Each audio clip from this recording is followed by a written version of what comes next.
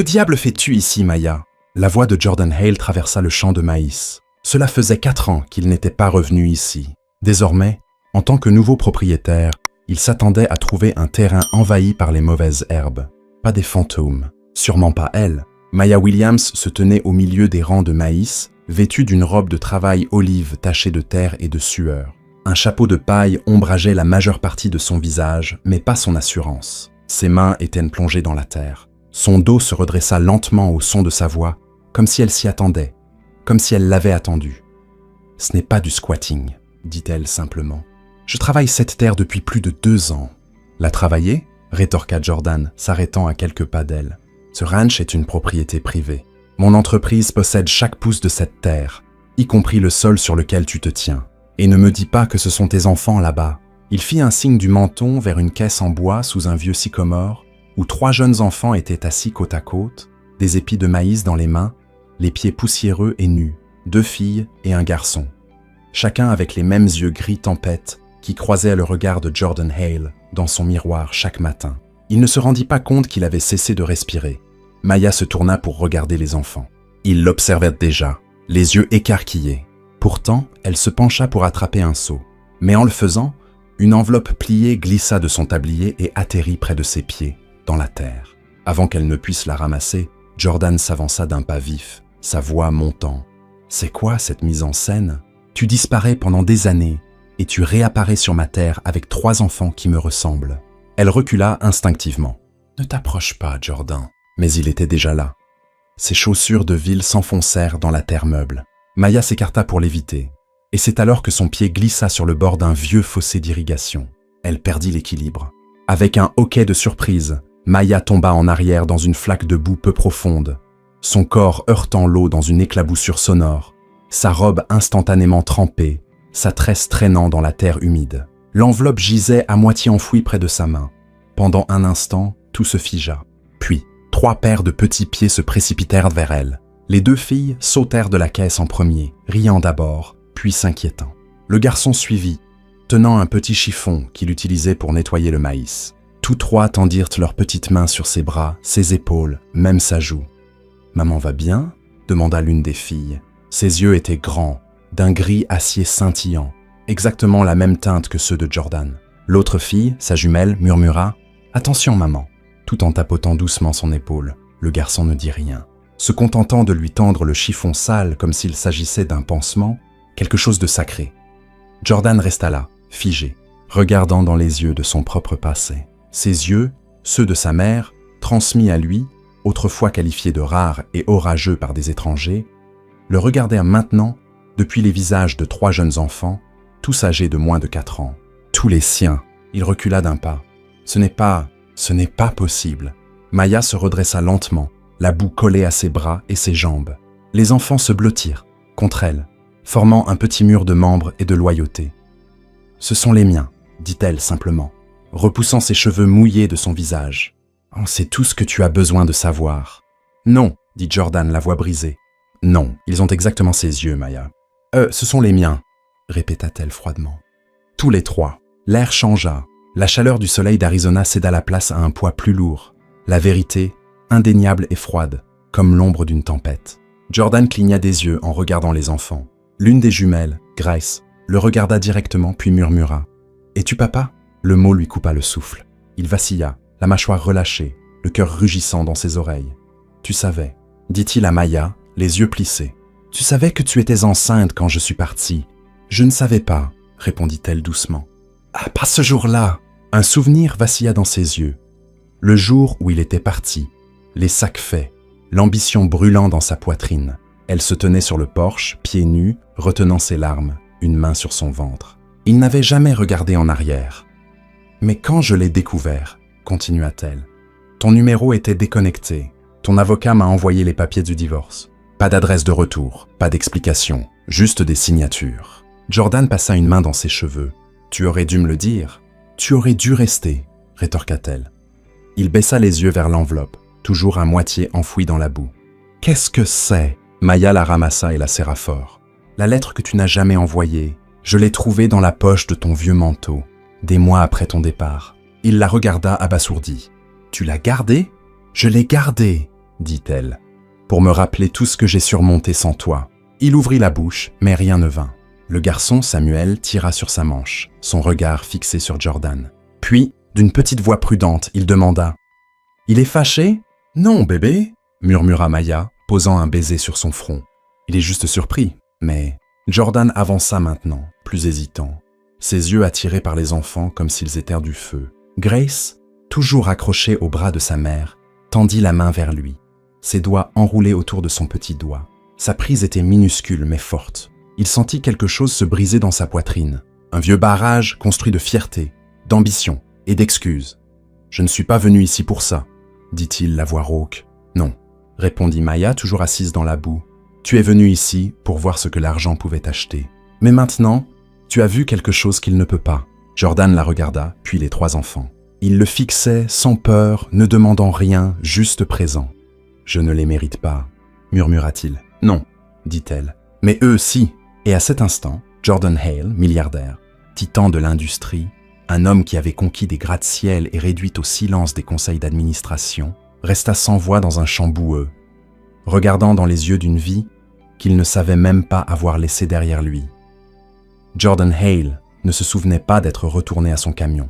Ses pieds le portèrent à travers les rangs de maïs comme un somnambule, chaque pas lourd du poids de tout ce qu'il venait de voir. Derrière lui, la voix de Maya flottait doucement dans l'air alors qu'elle guidait les enfants à l'intérieur de la petite ferme. Il riait, un rire sincère, sans retenue, comme si la boue, les cris et l'étranger qui les regardait n'avaient jamais existé. Mais pour Jordan, tout avait changé. Il s'assit derrière le volant de son Range Rover noir, le moteur au ralenti, les mains serrant si fort le volant que le cuir grinçait. Son esprit ne cessait de rejouer la même image, les petits doigts de grâce s'enroulant autour des siens, sa voix douce demandant « Es-tu papa ?» Il pouvait encore sentir son toucher. Il se pencha en avant et posa son front contre le volant. Pendant des années, il s'était entraîné à rester impassible dans des réunions aux enjeux de plusieurs milliards. Il pouvait sourire face à une trahison, bluffer lors de négociations et quitter des partenariats avec un simple hochement de tête. Mais ce moment, cette vérité inattendue, avait fissuré quelque chose de plus profond qu'un quelconque contrat raté. Le soleil descendait plus bas, projetant de longues ombres sur le champ. Jordan finit par passer la vitesse, mais au lieu de prendre la direction de l'autoroute, il se dirigea vers la ville. Il y avait un motel à quelques kilomètres, le Driftwood Inn, tenu par un vieux couple qui n'avait probablement pas changé la moquette depuis 1982, mais c'était l'endroit le plus proche pour lui donner le temps de réfléchir. Il s'arrêta sur le parking en gravier, coupa le moteur et fixa le pare-brise. C'était un petit bâtiment avec une peinture écaillée et des fenêtres poussiéreuses. Un drapeau américain délavé pendait près de la porte. Jordan prit une profonde inspiration, puis sortit. À l'intérieur, l'odeur de nettoyant au citron et de vieux meubles l'accueillit. Madame Abernathy, la propriétaire, leva les yeux de derrière le comptoir. Ses yeux s'élargirent légèrement lorsqu'elle le reconnut. « Eh bien, regardez ce que le vent nous ramène, » dit-elle avec un sourire entendu. « On ne t'a pas vu depuis que tu portais des baskets et que tu pensais que mâcher du tabac était cool. » Jordan esquissa un petit rire sec. « Je prends une chambre, juste pour une nuit. » Madame Abernathy plissa les yeux, son sourire s'adoucissant. « Journée difficile ? Vous n'avez pas idée. » Elle lui tendit la clé sans poser plus de questions. Jordan apprécia cela. Les anciens de la ville avaient un don pour le silence qui en disait long. La chambre 3B n'avait pas changé. Le papier peint s'effilochait toujours sur les bords. Le climatiseur grondait comme un vieillard ronflant. Mais c'était calme, et Jordan avait besoin de calme. Il s'assit au bord du lit et sortit son téléphone. L'écran s'alluma avec des emails, des appels manqués, des SMS de membres du conseil d'administration, un rappel pour approuver le lancement marketing du projet de Vegas. Il le fixa un moment, puis le retourna et le posa de côté. À la place, il sortit son portefeuille et en tira une vieille photo, aux bords plissés, aux couleurs fanées. C'était lui et Maya sur le porche de la maison de sa grand-mère. Il portait une salopette, riant comme un fou. Maya était pieds, nus, tenant un pot de thé glacé et lui lançant ce regard qu'elle avait toujours quand elle faisait semblant de ne pas trop l'aimer. Mon Dieu, elle l'avait aimé. Et il était parti. Non, ce n'était même pas partir, c'était disparaître. Un instant, il était là. L'instant d'après, il courait après des investisseurs dans des villes, rédigeait des contrats, souriait pour des photos de presse et faisait semblant de ne pas avoir laissé son âme sur un Porsche en Arizona. Il pensait qu'il avait le temps. Du temps pour construire, du temps pour revenir, du temps pour expliquer. Mais le temps n'attendait pas. Il avait tranquillement donné à Maya 3 enfants et l'avait laissé tout manquer. Sa poitrine se serra. Il ne connaissait même pas leur nom. Pas vraiment. Il n'avait entendu que la voix de Grace. Et ce garçon, Samuel, elle l'avait appelé. Pas le sien par le sang, mais clairement le sien par choix. Et l'autre jumelle, Ellie, peut-être. Il se frotta le visage, puis se leva brusquement. Le lit du motel grinça derrière lui. Il fit les 100 pas dans la chambre, 1 fois, 2 fois, puis s'arrêta à la fenêtre. Les lumières de la ferme étaient encore visibles au loin, des lueurs dorées et faibles à l'horizon. Il devait y retourner. Pas demain, ce soir. Il attrapa ses clés et partit sans un mot. Lorsqu'il revint à la ferme, le ciel s'était teinté d'un bleu profond. Les grillons chantèrent dans l'herbe. La lumière du porche était allumée, projetant un cercle chaleureux autour de la porte d'entrée. Il ne frappa pas. Il se tint au bord de la clôture, les mains dans les poches, et attendit. La porte moustiquaire grinça en s'ouvrant. Maya sortit, tenant une tasse de café ébréchée, une serviette enroulée autour de ses cheveux mouillés. « Tu ne devrais pas être ici, » dit-elle. « Je sais. »« Alors pourquoi es-tu là ?» Jordan baissa les yeux vers la terre entre eux. « Parce que tu n'as pas menti. Et moi, si. Je me suis dit que cet endroit n'avait plus d'importance, que tu n'avais plus d'importance, que je pouvais construire une vie par-dessus une vie brisée. » Maya ne parla pas. « J'avais tort, » dit-il. Toujours le silence. « Je veux les connaître, » continua-t-il. « Pas par culpabilité ou par lien de sang, mais parce que quand cette petite fille m'a pris la main, j'ai retrouvé ce que c'était d'être humain. » Maya descendit du porche, s'approchant lentement jusqu'à se tenir devant lui. « J'ai construit un monde sans toi, Jordan, » dit-elle, la voix ferme. Brique par brique, bain par bain. J'ai gratté la boue des chaussures et prié à travers les fièvres. J'ai enterré ma fierté si profondément que j'ai oublié son odeur. Donc, si tu veux une place dans ce monde, ne te contente pas de parler. « Que dois-je faire alors ?» demanda-t-il. Elle prit une gorgée de café. « Commence par écouter. » Et sur ce, elle lui tendit la tasse et rentra à l'intérieur. Jordan resta dans le cercle chaleureux de la lumière du porche, tenant sa tasse, sentant la vanille, la cannelle, quelque chose de réconfortant. Et pour la première fois depuis longtemps, il ne se sentit pas comme un milliardaire. Il se sentit comme un homme au bord de son foyer. Jordan resta longtemps sur le porche après que Maya fut rentrée. La tasse ébréchée était encore chaude dans ses mains. L'odeur de cannelle s'accrochait au bord. Un confort familier qui déverrouillait plus que le goût. Cela ramenait des fragments de la vie qu'il avait eue ici autrefois. Une vie plus calme, plus petite. Une vie qui, sans qu'il le sache, avait été plus réelle que tout ce qu'il avait construit avec des tours de verre et des zéros. Il descendit finalement du porche et s'assit sur la marche du haut, laissant l'air frais l'envelopper. Une cigale bourdonnait paresseusement dans l'arbre. Au loin, une vache mugit en guise de plainte. Le genre de musique de fond qui ne venait pas de playlists ou de haut-parleurs urbains, mais de la terre elle-même. La porte moustiquaire grinça à nouveau, et Jordan se tourna juste à temps pour voir une paire de petits pieds nus avancer prudemment sur le bois. C'était Grace. Elle serrait une couverture usée dans une main et se frottait l'œil de l'autre, ses boucles rebondissant légèrement à chaque pas. « Je n'arrivais pas à dormir », murmura-t-elle, la voix lourde de sommeil. Jordan ouvrit la bouche pour parler, mais aucun mot ne vint. Il n'était pas préparé à cela, à cette version petite et silencieuse de la paternité.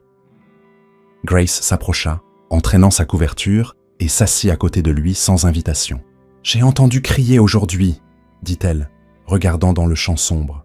« Tu étais fâché contre maman. » Il baissa les yeux vers elle, ses mêmes yeux gris tempête regardant le monde, calmes et stables, comme ceux de sa mère. « J'étais confus, » répondit-il honnêtement. Et effrayé.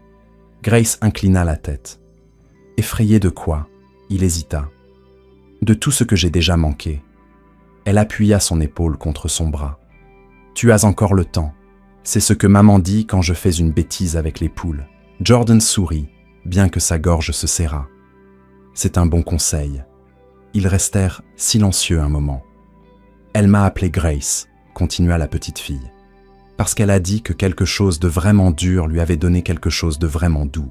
C'est vrai? Oui, dit-il doucement. C'est vrai. À l'intérieur de la maison, des pas approchèrent. La porte moustiquaire s'ouvrit à nouveau, et Maya apparut, Samuel dans ses bras et Ellie traînant derrière, le pouce dans la bouche. Je me doutais qu'il suivrait à la lumière, dit-elle, posant doucement Samuel à côté de Grace. Le petit garçon se frotta les yeux, cligna des paupières en regardant Jordan, puis se rapprocha de sa sœur. Ellie hésita, jetant un coup d'œil à Jordan. Ses boucles s'échappaient en touffes désordonnées, son haut de pyjama légèrement à l'envers. Maya se pencha et murmura quelque chose à son oreille.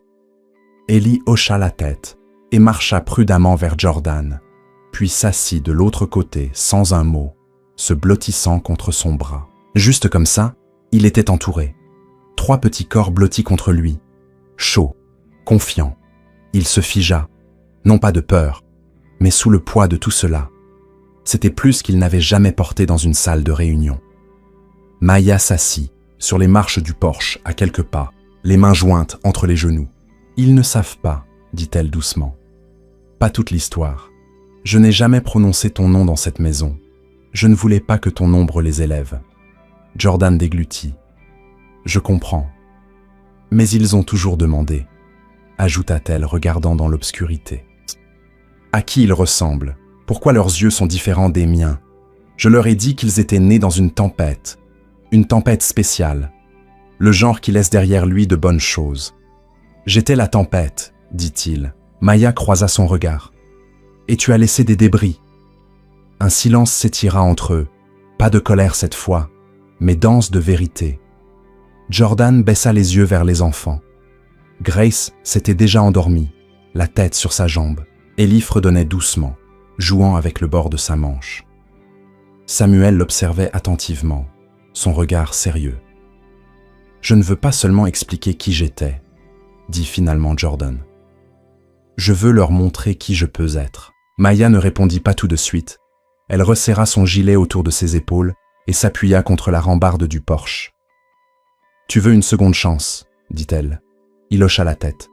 « Ça ne commence pas par des excuses, » continua-t-elle. « Ça commence par des actes, des vrais. Ce ranch ne fonctionne pas avec des sentiments. Il fonctionne avec des mains, de la sueur et de la présence. Je peux être présent, dit-il. Elle le regarda, l'étudia vraiment, observant ses pantalons repassés, la montre à son poignet, la façon dont son corps se raidissait quand les enfants bougeaient sur ses genoux. Elle haussa un sourcil. « Es-tu prêt à ruiner cette belle chemise pour un poulailler à 6 heures du matin? Si c'est ce qu'il faut. » Elle exhala, et pour la première fois son visage s'adoucit. Pas du pardon. Pas encore. Mais une fissure de possibilités. « On commence demain, » dit-elle. Pas de promesses, pas d'attente, juste de la sueur. Et du silence, ajouta-t-elle. Tu n'es pas ici pour diriger quoi que ce soit. Tu es ici pour apprendre. Je peux le faire, dit-il. Maya se leva et ouvrit la porte moustiquaire. Ramène les enfants à l'intérieur quand ils s'endorment. Il y a une couverture sur le canapé. Jordan hocha la tête alors qu'elle disparaissait à l'intérieur. L'air de la nuit était plus frais maintenant. Les grillons chantaient en chœur. L'odeur de la terre montait des champs, humides, réels, ancrés. Il baissa les yeux vers les enfants blottis à côté de lui, respirant lentement et profondément.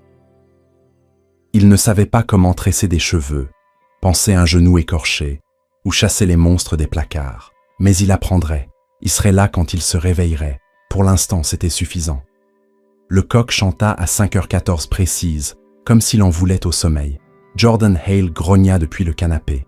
La fine couverture s'emmêlait autour de ses jambes, sa montre coûteuse s'enfonçant dans sa tempe là où il s'était effondré sur un coussin. Son dos protesta lorsqu'il se redressa, et pendant un instant, il cligna des yeux en regardant le plafond, se demandant pourquoi il n'était pas dans une suite d'hôtels avec des rideaux occultants et un service d'étage.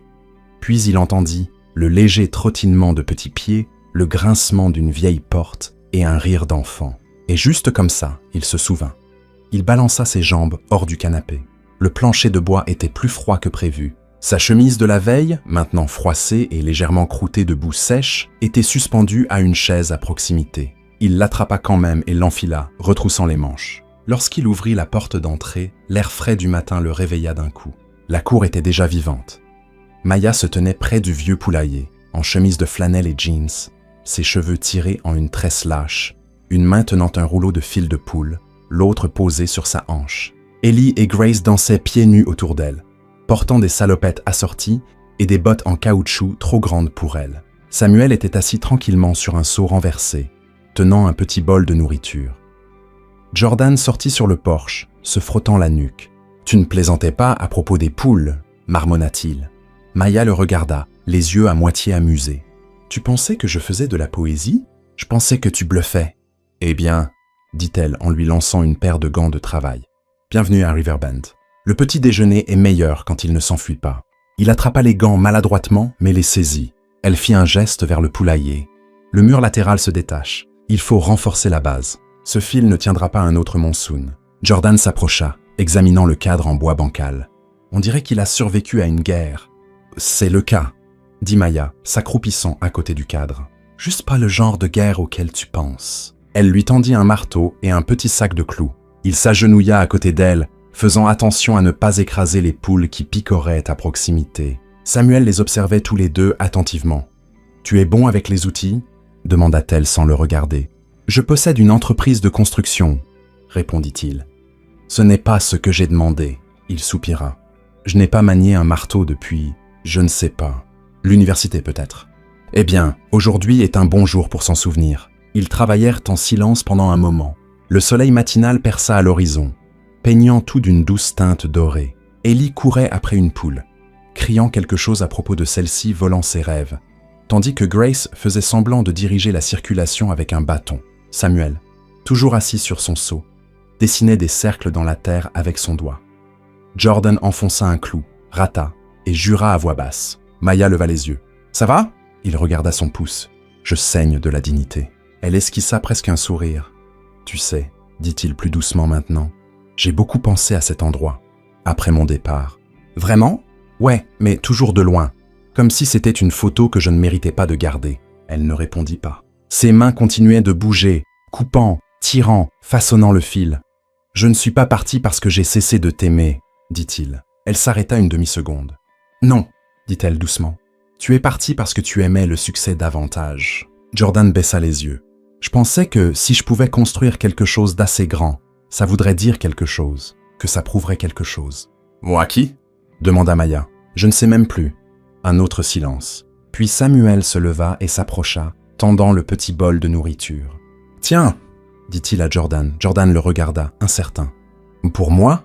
Le garçon hocha la tête. Jordan accepta et regarda Samuel retourner s'asseoir, satisfait. « Il observe tout, » dit Maya, la voix tendre. « Il ne dit pas grand-chose, mais quand il parle, ça compte. »« Je vois ça. » Grace et Ellie les rejoignirent à nouveau, un peu plus sales, toutes deux rayonnantes. « Papa a aidé à réparer la maison, » déclara Ellie.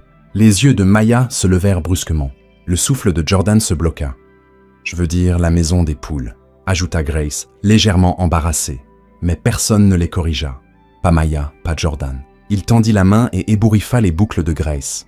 Elle gloussa et se blottit contre lui. « On devrait se laver, » dit enfin Maya. « Le petit déjeuner n'est pas loin. » Jordan se leva, époussetant la terre. « Qu'y a-t-il au menu ?»« Grits, bacon, peut-être du pain de maïs si le four coopère. » Son estomac grogna bruyamment.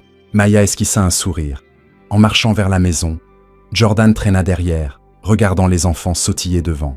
Leur rire flottait comme une musique, leurs ombres dansant dans la cour. Puis quelque chose près du porche attira son regard. Un petit carillon éolien rouillé, bougeant à peine. Il s'en souvenait. Il l'avait acheté à une foire au bord de la route pendant leur premier été ensemble. Maya l'avait taquiné pour avoir choisi le plus moche. « Il n'est pas moche », avait-il dit. « Il y a juste besoin du bon vent. » Maintenant, des années plus tard, il y pendait encore. Pas joli, pas poli, mais toujours chantant. Il le toucha légèrement du doigt. Il tinta d'un son doux et brisé, mais c'était de la musique. Néanmoins, il se tourna pour suivre les autres, le cœur plus lourd, mais ancré. Aujourd'hui, il avait gagné quelque chose. Pas le pardon, pas encore, mais une place à table. L'odeur du bacon qui grésillait dans la poêle en fonte frappa Jordan avant même qu'il franchisse le seuil.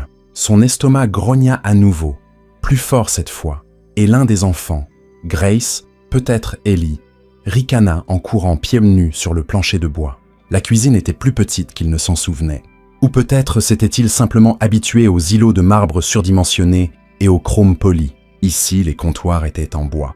Les placards étaient ébréchés, et le frigo arborait encore des aimants de la foire locale. Et pourtant, cela ressemblait plus à un foyer que n'importe quelle pentouse où il avait vécu. Maya se tenait devant la cuisinière, retournant le bacon avec un rythme tranquille. Sa tresse était maintenant nouée en un chignon désordonné. Une ligne de fleurs s'étirait sur son avant-bras, là où elle avait essuyé ses mains. Elle ne leva pas les yeux quand Jordan entra.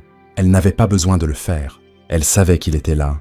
Les enfants étaient déjà rassemblés autour d'une petite table. Samuel était assis parfaitement immobile, attendant la nourriture comme s'il avait été élevé à l'église. Ellie fredonnait pour elle-même, tapotant la table avec une cuillère en bois. Grace, comme toujours, fixait Jordan droit dans les yeux comme si elle pouvait lire dans ses pensées.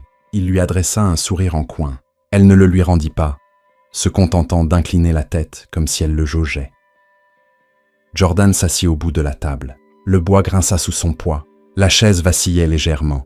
« Il faut que je répare ça aussi », dit-il en tapotant la patte. Maya ne se tourna pas. « Tu répares les choses maintenant ?»« On commence doucement. Les meubles semblent moins compliqués que les gens. »« À peine », marmonna-t-elle. Les enfants rirent, même s'ils ne saisissaient pas vraiment la blague. Peu importait. Quand la nourriture fut enfin servie, Jordan attendit. Il remarqua que les enfants fermaient brièvement les yeux avant de manger. Pas une prière complète, juste une pause, comme un souffle avant le plongeon. Maya ne s'assit pas. Elle s'appuya contre le comptoir, sirotant son café, observant. « J'avais horreur du petit déjeuner », dit soudain Jordan au milieu de ses grilles. « Trop lent. Je pensais que les matins étaient ainsi faits pour les réunions, pas pour les repas. » Maya haussa un sourcil. « Tu as raté le mémo sur les garçons en pleine croissance. » Il rit, surpris par le son. « J'imagine. » Après le repas, les enfants coururent dehors pour chasser les poules. Ellie prétendant pouvoir leur parler en langage de poule, ce qui impliquait beaucoup de battements d'ailes et de caquetage. Jordan resta en arrière, aidant à débarrasser les assiettes. Maya lui tendit un torchon et ne le corrigea pas quand il rangea les tasses à l'envers sur l'égouttoir. Puis, sans un mot, elle alla vers le tiroir près de l'évier et en sortit quelque chose. La lettre. Cette vieille enveloppe pliée avec son nom écrit de sa main, les coins usés et adoucis par le temps. Elle la lui tendit. « Je l'ai trouvée 2 mois après ton départ », dit-elle. « Dans la poche de ton manteau de travail. J'ai failli la brûler. » Jordan la prit à 2 mains. « Pourquoi ne l'as-tu pas fait ? Je n'étais pas prête à t'effacer, » répondit-elle. « Pas encore. » Il s'assit à la table, dépliant soigneusement la lettre. Le papier était fin et légèrement taché. L'encre avait un peu bavant, du temps ou des larmes, ou les deux. Son propre écriture le fixait. « Maya, si tu lis ceci, c'est que je n'ai pas eu le courage de le dire à voix haute. J'ai peur. J'ai peur de poursuivre quelque chose qui ne vaille pas la peine de te perdre. Mais je sais aussi que je ne peux pas m'arrêter. Pas maintenant. Pas quand les offres sont réelles et les portes s'ouvrent. Je me dis sans cesse que je reviendrai. Que ce n'est pas un au revoir. Que quand j'aurai réussi, tu comprendras. Mais je ne comprends même pas moi-même. Je t'aime. Je ne sais juste plus si c'est suffisant. » Jordan expira lentement et lourdement. Il fit glisser un doigt le long du bord de la page, puis leva les yeux. « Je ne me souviens même pas l'avoir écrite. »« Moi si, » dit Maya. « Je me souviens de chaque mot que tu n'as pas dit avant de partir. » Il replia la lettre doucement cette fois, comme si elle était fragile. « J'aurais dû rester. » Elle hocha la tête une fois. « Mais tu ne l'as pas fait. » Il la regarda. « Est-ce qu'ils savent pour ça? La lettre? La vérité? »« Non, » dit-elle. « Ils savent juste que tu es quelqu'un qu'ils n'ont pas encore. » Jordan s'adossa. « Puis-je leur dire? Peut-être, quand tu auras gagné ce droit. » Dehors, le rire des enfants flottait par la fenêtre ouverte, léger et libre. Jordan fixa à nouveau la lettre, puis la glissa dans sa poche arrière. Pas comme preuve, pas comme culpabilité, mais comme rappel. Maya prit une profonde inspiration et se dirigea vers la porte de derrière. « Tu veux aider? Tu peux commencer par la pompe du puits. Elle fait des siennes depuis le printemps. Montre-moi. » Ils sortirent dans la lumière ensemble, côte à côte. Pas encore proches, mais plus proches qu'hier. Alors que Jordan attrapait la boîte à outils près du porche, la voix de Grace retentit. « Papa, je veux dire Monsieur Jordan, la poule a encore volé la chaussette d'Ellie. » Il rit fort et sincèrement. Alors, je suppose qu'on ferait mieux de l'attraper. Maya s'arrêta, la main sur la rambarde. Elle ne sourit pas, mais elle ne l'arrêta pas non plus. La pompe gémissait comme un animal mourant. Jordan s'accroupit à côté, les manches retroussées, les genoux dans le gravier, les mains barbouillées de rouille et de graisse. Il y était depuis près d'1 heure, suivant les instructions de Maya, puis déviant d'elle, puis revenant discrètement à sa méthode sans un mot. Le puits n'avait pas donné d'eau depuis 3 jours. Selon Maya, il avait besoin d'un nouveau joint et d'un peu de foi. Jordan n'était pas sûr de laquelle était la plus difficile à obtenir. « Tu la tournes trop fort », appela Maya derrière lui, s'appuyant contre un poteau de clôture, les bras croisés. « Je sais ce que je fais », grogna Jordan. « Pas vraiment », dit-il en regardant par-dessus son épaule. « Tu as déjà pensé que le micromanagement est ce qui a fait fuir l'eau ?» Elle haussa un sourcil. « Drôle. Je ne me souviens pas t'avoir embauché pour ton sens de l'humour. » Il se tourna vers la pompe, réessayant. Rien. La poignée grinça en signe de protestation, puis se coinça. Il jura à voix basse. Derrière lui, Maya s'approcha et s'agenouilla à côté. « Tiens », dit-elle, écartant doucement sa main, pas méchamment, et repositionnant la vanne. « Il faut la cajoler », dit-elle, pas la forcer. Cette chose répond plus à la patience qu'à la pression. Jordan observa ses mains. Elles étaient calleuses d'une façon qu'il n'avait jamais remarquée. Rugueuses du travail, ongles coupés courts, de la terre incrustée dans les fines lignes. Des mains qui avaient porté des bébés, construit des clôtures, frotté des sols. Des mains qui avaient survécu sans lui. « C'est comme ça que tu vois tout ?»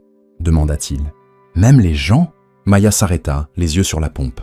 Certaines choses se brisent quand on pousse trop fort. D'autres se ferment. Un grincement fort brisa le moment. Puis un crachotement soudain. L'eau gargouilla dans le tuyau et se déversa dans le seau attendant, froide et claire. Maya sourit. Pas pour lui, pas même pour l'eau, juste pour elle-même. Puis elle se leva et essuya ses mains sur la serviette passée à son épaule. « De rien », dit-elle, s'éloignant déjà. Jordan se leva, regardant le seau se remplir. Le bruit de l'eau qui coule signifiait autrefois autre chose pour lui. Lignes d'approvisionnement, contrats d'irrigation, rapports environnementaux. Mais ici, c'était juste de l'eau, froide, réelle, vitale. Il attrapa le seau et la suivit. De retour à la maison, les enfants s'étaient rassemblés sur le porche. Grace essayait de tresser les boucles d'Ellie, ce qui ressemblait plus à des nœuds emmêlés qu'à quelque chose d'artistique. Samuel était assis en tailleur avec un livre sur les genoux.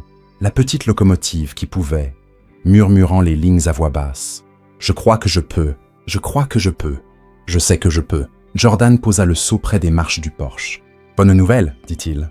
La pompe fonctionne. » Ellie poussa un cri de joie. Grace applaudit. Samuel ne leva pas les yeux, mais sourit faiblement en tournant la page.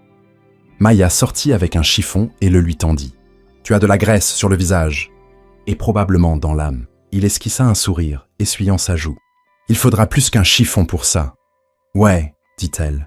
Je sais. » Jordan s'appuya contre la rambarde du porche. Quand ont-ils commencé à lire ? Samuel en premier, dit-elle. Il retient tout, même quand personne ne lui enseigne. Ellie est plus dans les images. Grace veut être celle qui lit, même si elle ne connaît pas tous les mots. Ils sont intelligents. Ce sont des survivants. Jordan resta silencieux un moment. Savent-ils quoi que ce soit sur moi ? Maya secoua la tête. Ils savent qu'un homme est parti. C'est tout. Il déglutit. J'aimerais changer ça.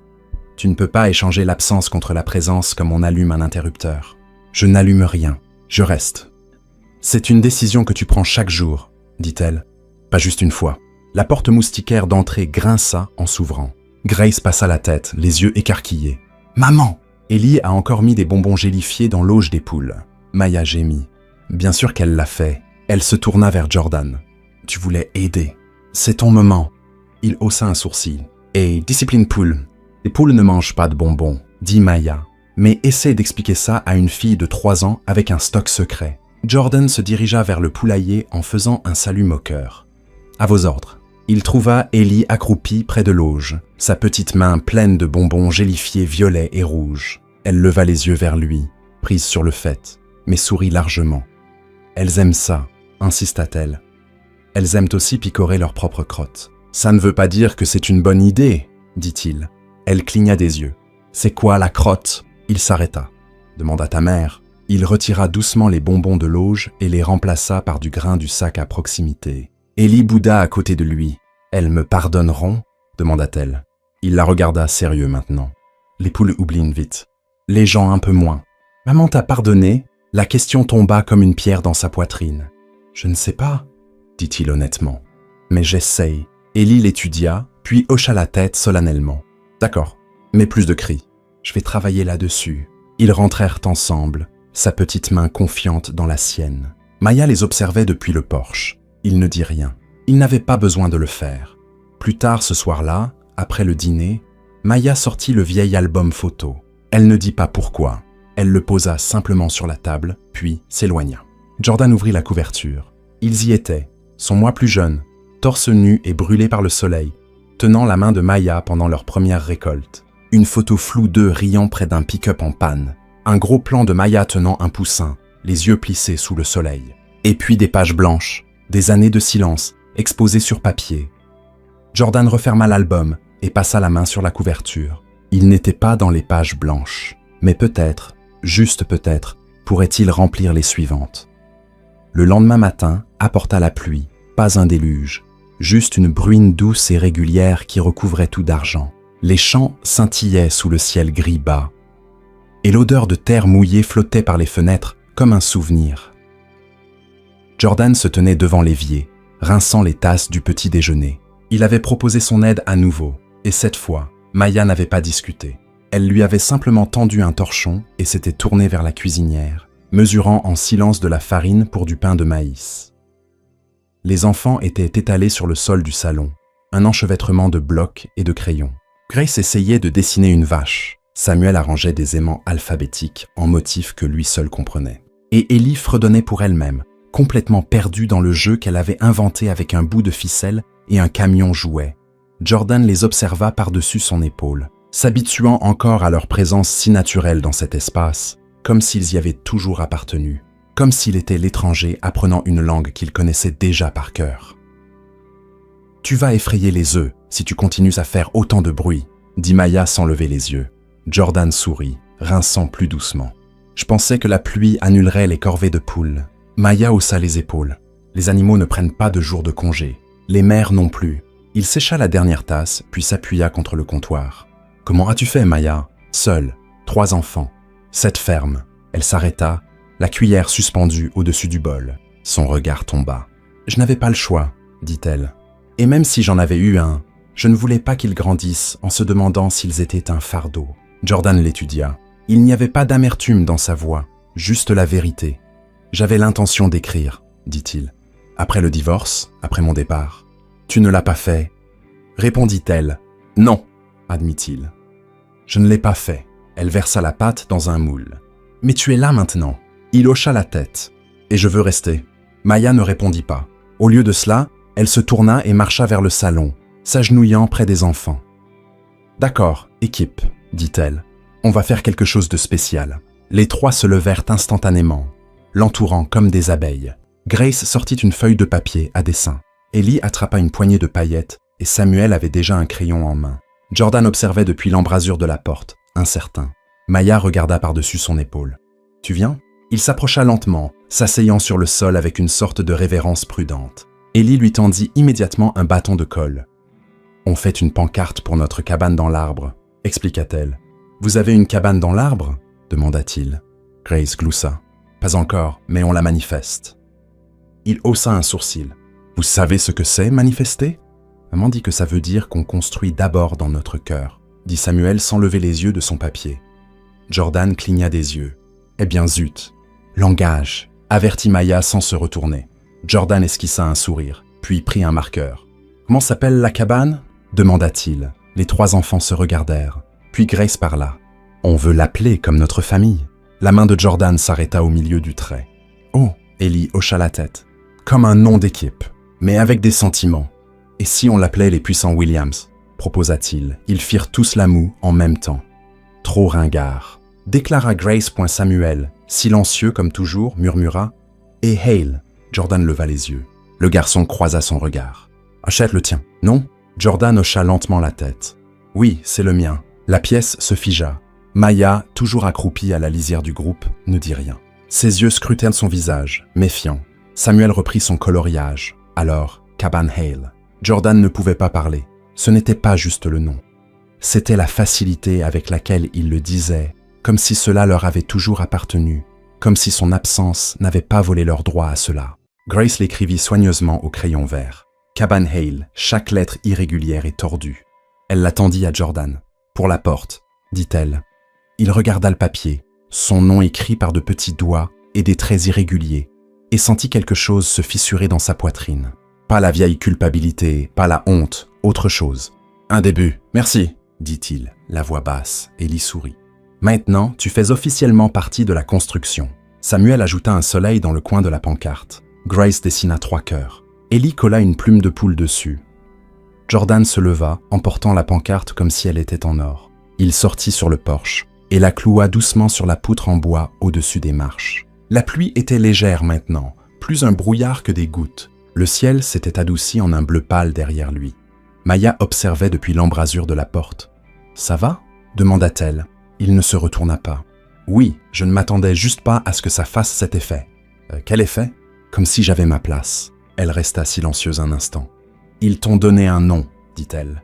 Ce n'est pas la même chose que le pardon, mais c'est quelque chose. » Il se tourna pour lui faire face. « C'est plus que ce que je pensais obtenir. Ne les fais pas regretter, » dit-elle. « Je ne le ferai pas. » Elle rentra à l'intérieur et il la suivit. Ce soir-là, après que les enfants furent couchés, Maya lui tendit un oreiller et une couverture pliée. « Tu prendras encore le canapé, » dit-elle. Il hocha la tête. « Et demain, » ajouta-t-elle, « on répare la clôture. Elle se fend du côté ouest. » Compris.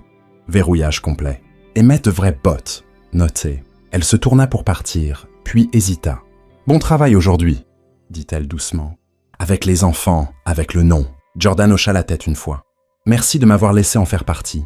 Mérite-le à nouveau demain, » dit-elle. Les noms s'effacent vite quand on ne les honore pas.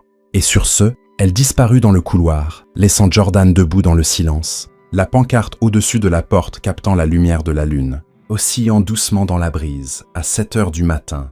Le soleil avait dissipé les dernières traces de brume de la nuit précédente, et le ciel d'Arizona s'étendait, vaste et bleu, au-dessus du ranch. La pluie avait ramolli la terre, facilitant les fouilles, mais rendant plus difficile de rester propre.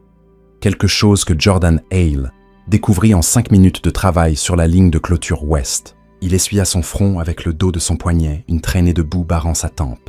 Une brouette de planches pourries était posée à côté de lui, et une pile de nouvelles planches s'appuyait contre le poteau que Maya avait marqué la veille avec un bandana rouge. Elle était déjà au travail, enfonçant les rails d'angle avec une précision qui le faisait se sentir comme un charpentier novice. Sa chemise à carreaux avait les manches retroussées, révélant des bras bronzés et forts. Ses yeux scrutaient la clôture comme un entrepreneur consultant des plans. Concentré, sans chichi, en contrôle. « Tu plantes les clous de travers », lança-t-elle sans même lever les yeux. Jordan regarda le poteau devant lui et fronça les sourcils. « J'improvise. »« Tu rates !» Il soupira et redressa le clou. « Rappelle-moi pourquoi j'ai accepté ça. Parce que tu as dit que tu voulais mériter ton nom sur cette cabane. » Touché. Il repositionna le clou, frappa à nouveau et le regarda fendre proprement la planche. Bon sang. Maya apparut à ses côtés une seconde plus tard, silencieuse, évaluant. Elle s'agenouilla et passa ses doigts le long de la fissure, puis ramassa la planche abîmée et lui entendit une nouvelle. « Pas de raccourci, » dit-elle. « Cette clôture doit résister au vent, aux coyotes et à 3 enfants qui pensent que c'est une poutre d'équilibre. » Jordan prit la planche. « Tu te fatigues jamais d'avoir toujours raison ?» Elle esquissa un sourire. « Pas une seule fois. » Ils travaillèrent en tandem pendant l'heure suivante. Jordan transportant les planches, Maya mesurant et guidant. Le rythme était étrangement méditatif. Le balancement des marteaux, l'odeur du pain et de la terre, le rire lointain de Samuel flottant depuis le porche. Puis, dans une pause entre les coups de marteau, Jordan dit « As-tu déjà essayé de me contacter ?»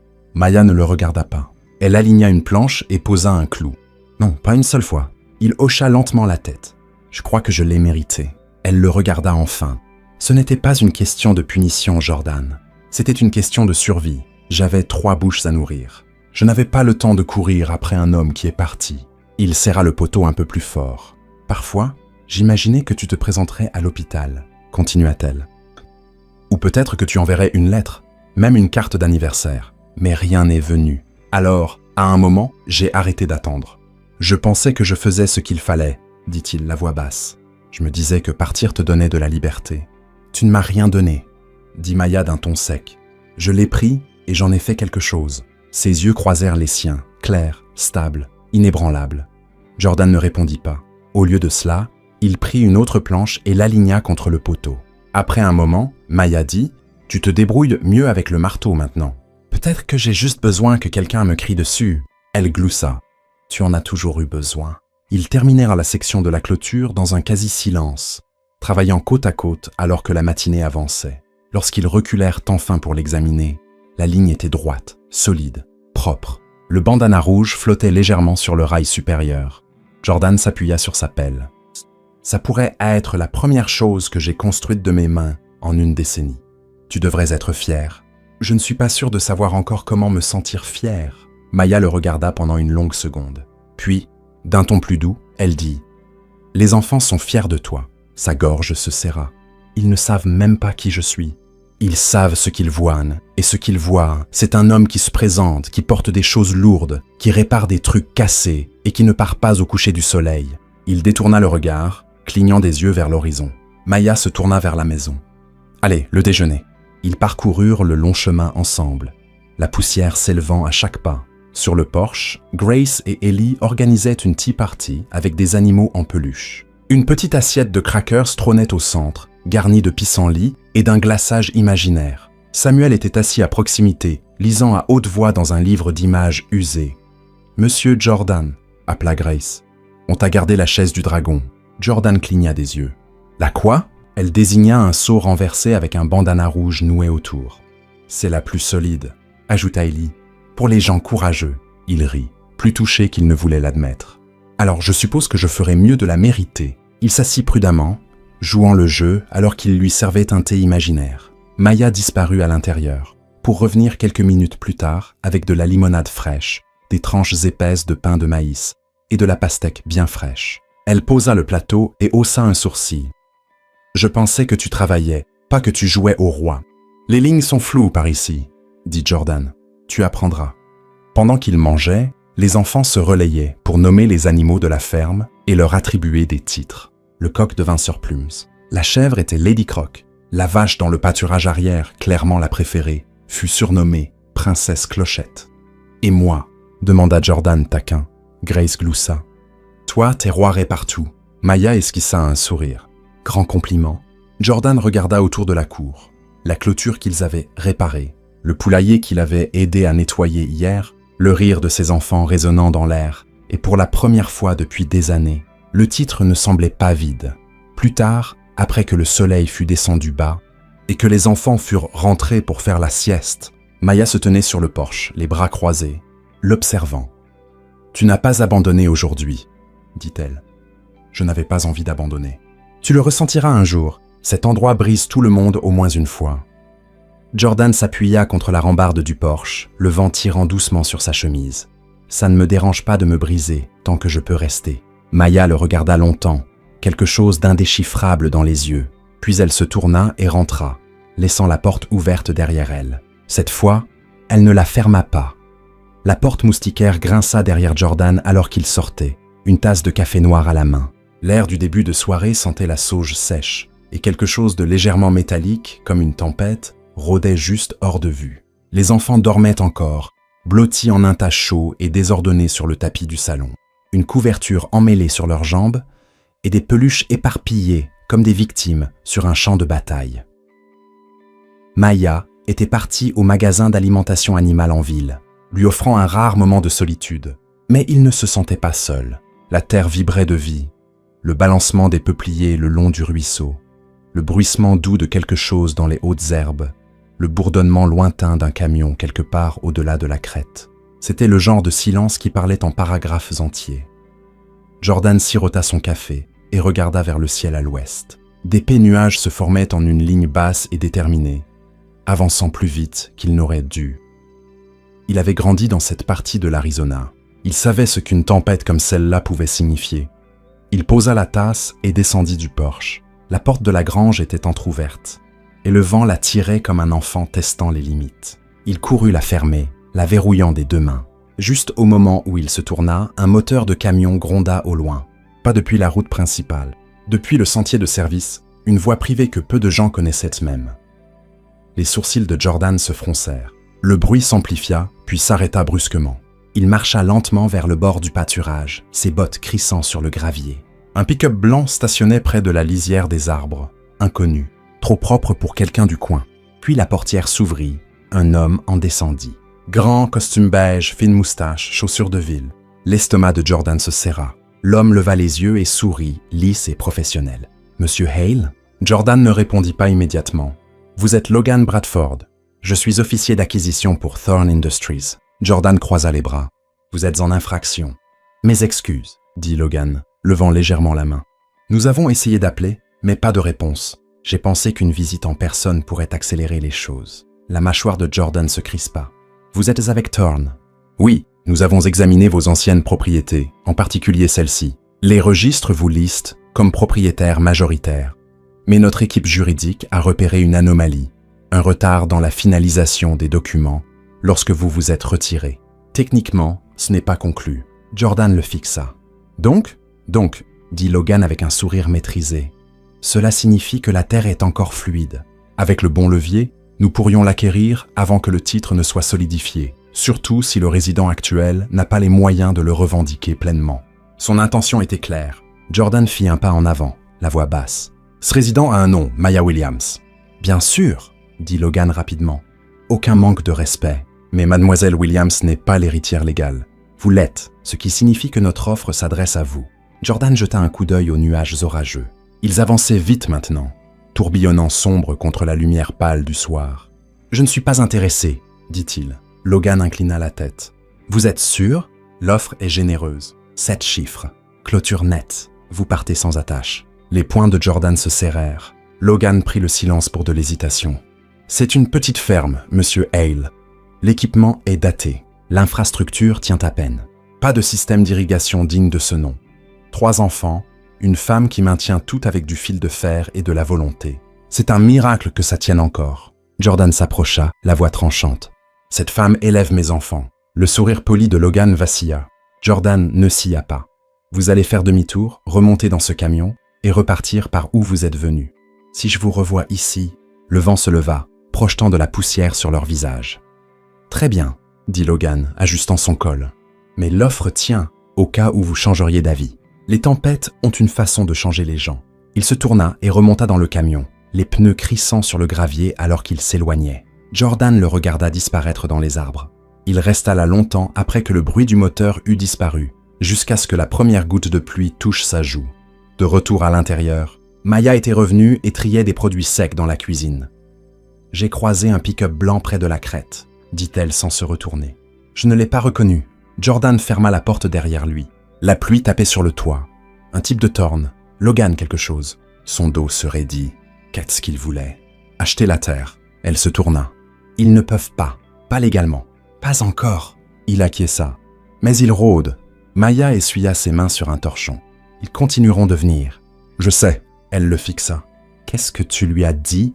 Jordan croisa son regard. « Je lui ai dit de partir. Et s'ils offrent plus la prochaine fois, je dirai toujours non. » La pièce resta silencieuse un instant. Puis Maya dit « Ils savent que je n'ai pas les moyens de les affronter au tribunal. Je n'ai pas l'argent pour défendre le titre si c'est contesté. »« Tu n'auras pas à le faire, » dit Jordan. « Je ne vends pas, ni à eux, ni à personne. » Elle le regarda, vraiment le regarda, cherchant des fissures, des failles, des signes d'un homme prêt à fuir au premier orage. Mais il ne scia pas. L'orage dehors fit claquer un éclair à travers le champ, illuminant la pièce l'espace d'un battement de cœur. Jordan s'approcha. « Ils ne prendront pas cet endroit, pas tant que je serai là. » Maya l'observa.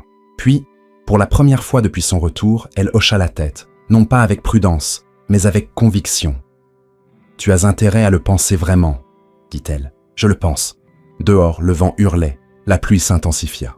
Mais à l'intérieur, les murs tenaient bon. L'orage frappa fort cette nuit-là.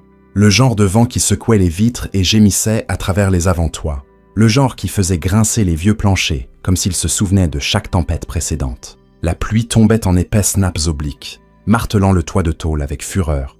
À l'intérieur de la ferme, les enfants s'étaient blottis dans le salon sous une forteresse de couvertures, des lampes de poche clignotant contre les coussins du canapé. Ellie s'était armée d'une épée en plastique, convaincue que l'orage était un dragon essayant de voler leur collation. Samuel lisait à voix haute, sa voix calme, comme s'il pouvait apprivoiser le tonnerre avec des mots. Grace, elle, restait assise en silence, sa main serrant une petite sculpture en bois d'un cheval que Maya lui avait donné l'hiver dernier. Jordan se tenait près de la fenêtre de devant, regardant les arbres ployés sous le poids du vent. Il n'avait pas exactement peur, mais quelque chose dans l'orage remuait une douleur agitée dans sa poitrine, le genre qu'il ressentait autrefois à l'aéroport, juste avant d'embarquer pour un vol vers un endroit nouveau et lointain. Sauf que maintenant, il ne voulait pas partir. Maya descendit le couloir, resserrant sa robe de chambre autour de sa taille. Sa tresse s'était dénouée, des mèches collant à son visage. Je viens de vérifier la grange. Le loquet de la porte s'est cassé.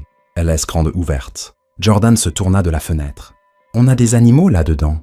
La jument et la chèvre, s'ils paniquent et s'échappent par cette ouverture, on les perdra dans le noir. J'y vais. Elle cligna des yeux. Ah, c'est brutal dehors. J'ai affronté pire. Elle l'étudia une seconde, puis hocha la tête. Vérifie aussi la salle d'alimentation. L'eau fuit à travers le toit. Il y a un seau près du mur sud. Il attrapa sa veste et une lampe de poche, déjà trempée à la seconde où il mit le pied sur le porche. La pluie était comme des aiguilles, acérée et froide, mais Jordan n'hésita pas.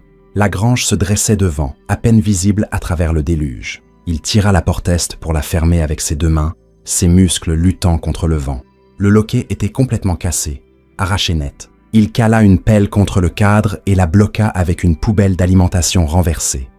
À l'intérieur, la jument piétinait nerveusement, son souffle formant de la vapeur dans l'air. « Utsmins, ma belle », murmura Jordan. « Juste un peu de bruit, rien qu'on ne puisse battre. » La chèvre bêlait dans un coin, emmêlée dans une vieille corde.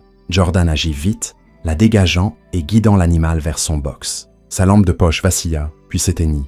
Génial. Il travailla de mémoire et d'instinct, vérifiant le toit, trouvant la fuite, déplaçant le seau d'un pouce à gauche pour qu'il capte l'eau plus proprement. Tout à l'intérieur sentait le foin, le bois humide et la terre. Des odeurs familières, ancrées. Alors qu'il se tournait pour partir, quelque chose accrocha son pied. Un tas de vieux tissus poussé derrière une botte de paille. Curieux, il s'accroupit et le dégagea. C'était un sac de voyage, usé, déchiré dans un coin. Il l'ouvrit. À l'intérieur, plusieurs documents, une petite boîte en métal et un morceau de tissu bleu plié, un t-shirt d'enfant. Le souffle de Jordan se bloqua. C'était un t-shirt de bébé, vieux de plusieurs années, et il ressemblait exactement à celui que Maya lui avait montré sur une photo quand ils étaient encore ensemble. Quelque chose qu'elle avait cousu à la main pendant sa grossesse. Il ouvrit ensuite la boîte en métal. À l'intérieur, des bracelets d'hôpital, 3 d'entre eux, avec des dates correspondant à la naissance des enfants, et glissé entre les documents, une photo, lui et Maya. Elle tenait 3 bébés emmaillotés. Il était endormi dans un fauteuil, la tête reposant contre son épaule, une main tenant encore Grace. Jordan s'assit en arrière, abasourdi. La mémoire déferla comme une inondation. Il avait été là, pas longtemps, peut-être juste une nuit ou 2, mais c'était arrivé. Elle avait dû prendre la photo avec son vieil Polaroid. Il se souvenait vaguement de ce fauteuil, du bip des machines, de Maya murmurant des berceuses dont il ne connaissait pas les paroles. Pourquoi je ne m'en souvenais pas? Il rangea soigneusement le contenu dans le sac et le referma. Puis, toujours trempé jusqu'aux os, il courut à travers l'orage. Maya était dans la cuisine, séchant des serviettes près du poêle, quand il fit irruption, dégoulinant d'eau partout. Il posa le sac sur la table. « Pourquoi ne m'as-tu pas dit que j'étais là ?» Elle se tourna lentement. Son visage ne laissait rien paraître au début, puis s'adoucit. « Tu étais là, mais à peine, » dit-elle doucement. « Tu es venu, tu les as vus, tu les as tenus 1 heure, puis tu es parti la même nuit. Tu m'as dit que tu avais une réunion à Denver. Je n'ai pas eu de nouvelles de toi pendant des mois. » Jordan s'assit lourdement, regardant à nouveau la photo. « Je ne me souviens de rien. Tu étais épuisé. Tu n'avais pas dormi depuis des jours. Je pense que tu ne voulais pas te souvenir. » Il déglutit. « Je pensais que j'étais parti avant leur naissance. »« Non, dit-elle. Tu étais là quand Grace a ouvert les yeux. Tu as pleuré, puis tu as disparu. » Le poids de ses mots s'abattit sur lui comme le tonnerre. « J'étais un lâche, » murmura-t-il. « Oui, dit-elle. Mais maintenant, tu sais. Et maintenant, tu décides ce que tu fais avec ça. » Ils restèrent assis en silence pendant un long moment, l'orage faisant rage dehors, leurs souvenirs les rattrapant enfin. Puis Grace entra, à moitié endormie, une couverture sur les épaules. « Pourquoi tu pleures, monsieur Jordan ?» demanda-t-elle. Il essuya son visage avec le dos de sa main. « Je ne pleure pas. » Elle grimpa sur ses genoux quand même, se blottissant contre lui comme si c'était la chose la plus naturelle au monde. Maya les observa un instant, puis versa une autre tasse de café et s'assit en face de la table. L'orage passerait, mais le règlement de compte ne faisait que commencer. Le sol était encore humide le lendemain matin, doux sous les pieds et riche de l'odeur de l'eau de pluie et de la terre. Les flaques reflétèrent le ciel, et les oiseaux chantaient dans les arbres, comme pour confirmer que le pire était passé. Jordan se tenait près de la clôture, une pelle à la main. Le sac de voyage de la grange reposait sur le sol à côté de lui. Ses yeux balayaient la propriété. Maya suspendant des vêtements sur la corde, Samuel tournant en rond avec Ellie, Grace examinant des verres avec une concentration savante. Le monde avait repris son rythme, mais à l'intérieur de Jordan, quelque chose avait changé. La photo de la boîte en métal ne quittait pas son esprit, cet instant figé de paix. Lui, Maya et les bébés, tous réunis dans un seul cadre. Il n'avait pas mérité cette image, pas à l'époque, mais peut-être qu'il le pouvait maintenant. Il commença à creuser. L'endroit était juste derrière la cabane en construction. Un terrain surélevé que Maya avait autrefois utilisé pour des herbes, depuis longtemps envahi par les mauvaises herbes. Il le dégagea, retourna la terre, travailla en silence, jusqu'à ce que le soleil soit haut et que la sueur trempe sa chemise. « Qu'est-ce que tu fais ?» lança la voix de Maya depuis le porche. Jordan ne leva pas les yeux. « Je commence quelque chose. » Elle descendit du porche, les bras croisés. « C'était mon jardin d'herbes. Il est mort depuis des années. Je le ramène à la vie. » Elle l'observa. « Pourquoi ?» Il leva les yeux, essuyant son front. « Parce que j'ai retrouvé mon nom, et je veux qu'il signifie quelque chose. » Maya ne répondit pas. Elle le regarda simplement, puis se tourna et rentra à l'intérieur. En après-midi, il avait planté 3 petites rangées, lavande, basilic et thym. Rien de grandiose, mais vivant, intentionnel. Les enfants se rassemblèrent autour de lui quand il eut fini. « C'est quoi ?» demanda Samuel, tâtant la terre. « Un jardin, » dit Jordan. « J'avais l'habitude de les tuer. J'ai pensé que j'allais essayer d'en garder un en vie. » Grace inclina la tête, comme une nurserie de plantes, en quelque sorte. Ellie s'accroupit à côté de lui. « On peut aider ?» Il sourit. « C'est pour vous tous. » Ils prirent chacun leur tour pour presser une graine dans la terre, la tapotant doucement, murmurant des noms au sol.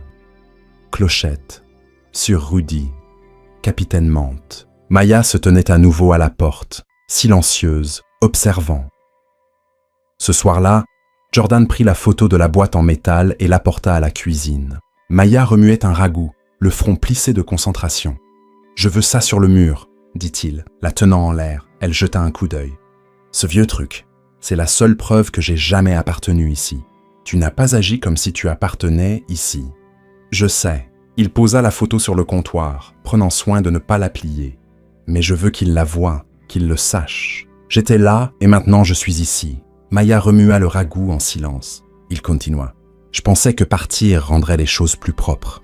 Je pensais que courir après le succès signifiait que je pourrais envoyer de l'argent et peut-être apaiser la culpabilité, mais tout ce que j'ai fait, c'est disparaître. » La mâchoire de Maya se crispa, mais elle ne l'arrêta pas. « J'avais peur, » dit-il, « d'échouer, d'être ordinaire, d'être comme mon père, ivre, fauché, en colère. Alors je me suis transformé en quelqu'un d'autre. Et en faisant ça, j'ai laissé derrière moi tout ce qui me rendait réel. » Maintenant, elle se tourna. Ses yeux n'étaient pas durs, juste fatigués. « Tu ne leur as toujours pas dit que tu es leur père ?» Jordan déglutit. « Bientôt, mais pas avant d'avoir mérité le droit de le dire. » Elle ne parla pas. L'air entre eux était épais, lourd de regrets passés et d'un espoir fragile. Puis, doucement, Maya dit « Tu devrais être celui qui leur dira. »« Quand tu seras prêt. » Jordan hocha la tête, le souffle coincé dans la poitrine. Il reprit la photo. « Tu te souviens de quoi on riait ?» Maya sourit faiblement. « Tu as appelé l'infirmière Madame, et elle avait 22 ans. Elle t'a fait changer une couche, juste pour se venger. » Il rit doucement. « Ça me ressemble. » Elle se tourna vers le ragoût, et il resta là, la photo dans les mains, se sentant comme un homme marchant lentement dans sa propre ombre, et la remplissant pour la première fois. Plus tard cette nuit-là, les enfants réclamèrent une histoire avant le coucher. Pas un livre, une vraie histoire. Une de « Quand vous étiez petit », comme Grace l'avait demandé.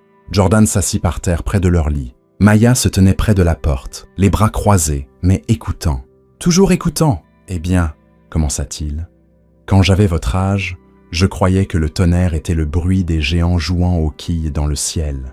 Eli Oketa. Vraiment? Ouais. Et si tu écoutais bien, tu pouvais dire qui gagnait. Samuel plissa les yeux. Mais il n'y a pas de géants, Jordan sourit. Pas les gros. Juste ceux qui vivent dans nos têtes quand on a peur. Et ils font quoi? Demanda Grace. Ils nous rappellent d'être courageux. Il leva les yeux, et Maya était toujours là. Elle croisa son regard, puis s'éloigna sans un mot, mais elle laissa la porte ouverte à nouveau. Cette nuit-là, longtemps après que les enfants furent endormis, Jordan sortit sur le porche. La lune était brillante, projetant des ombres dans la cour. Il marcha jusqu'au nouveau jardin et s'assit à côté. Il pressa la photo dans la terre, soigneusement enveloppée dans du plastique, sous une pierre plate, un souvenir enterré, une graine plantée, et à côté, il murmura « C'est ici que mon nom recommence ». Le matin était chaud et presque trop calme. Pas de bruissement dans les arbres, pas de bourdonnement depuis la grange. Même les poules semblaient assagies. Jordan se réveilla tôt, comme il l'avait fait chaque jour de la semaine passée. Mais aujourd'hui, quelque chose dans l'air le troublait. Maya était déjà debout, assise à la table de la cuisine avec une tasse de café dans une main et une enveloppe jaunie dans l'autre. Il ralentit ses pas en la voyant. Elle ne leva pas les yeux. « Ça est arrivé ce matin », dit-elle, la voix basse. Le camion de la poste a failli rester coincé dans la boue. Ils ont laissé ça sur le porche. Jordan s'approcha. « Qu'est-ce que c'est ?» Maya hésita. Puis elle fit glisser l'enveloppe sur la table. L'adresse de retour était estampillée. Thorn Legal Group, Phoenix. La mâchoire de Jordan se crispa. Il déchira l'enveloppe avec des doigts assurés et en sortit une feuille de papier épais à en-tête juridique. Après avoir parcouru le contenu, il laissa échapper un souffle lent. Il dépose une réclamation. Maya le regarda maintenant. Ses yeux étaient calmes, mais la tension dans sa mâchoire la trahissait. Ils ont soumis une intention d'acquérir la terre par arbitrage légal, dit-il, citant un abandon, un transfert de propriété inapproprié et un défaut de paiement des taxes l'année après mon départ. « J'ai payé ces taxes, » dit Maya d'un ton sec. « Chaque fichue année. »« Je sais, » répondit-il. « Mais ils utilisent l'acte original, celui que je n'ai jamais signé. Et maintenant, ils veulent tout reprendre. » Jordan plia la lettre, la posa sur la table et s'assit lourdement. « Je parie que je vais m'en aller pour éviter le combat. » Maya ricana. « Ils ont clairement oublié qui tu as épousé. » Cela le fit sourire, juste un peu. Puis le sourire s'effaça. « Ils ont de gros moyens, des avocats à disposition. Et nous avons des enfants qui ont besoin de petit déjeuner et une clôture qui a besoin de 3 mètres de plus. On a plus que ça, dit-elle. On a des racines dans ce sol. » Jordan tapota la table. « Tu as déjà pensé à partir, vendre, recommencer à zéro ?» Elle ne s'arrêta même pas. Jamais.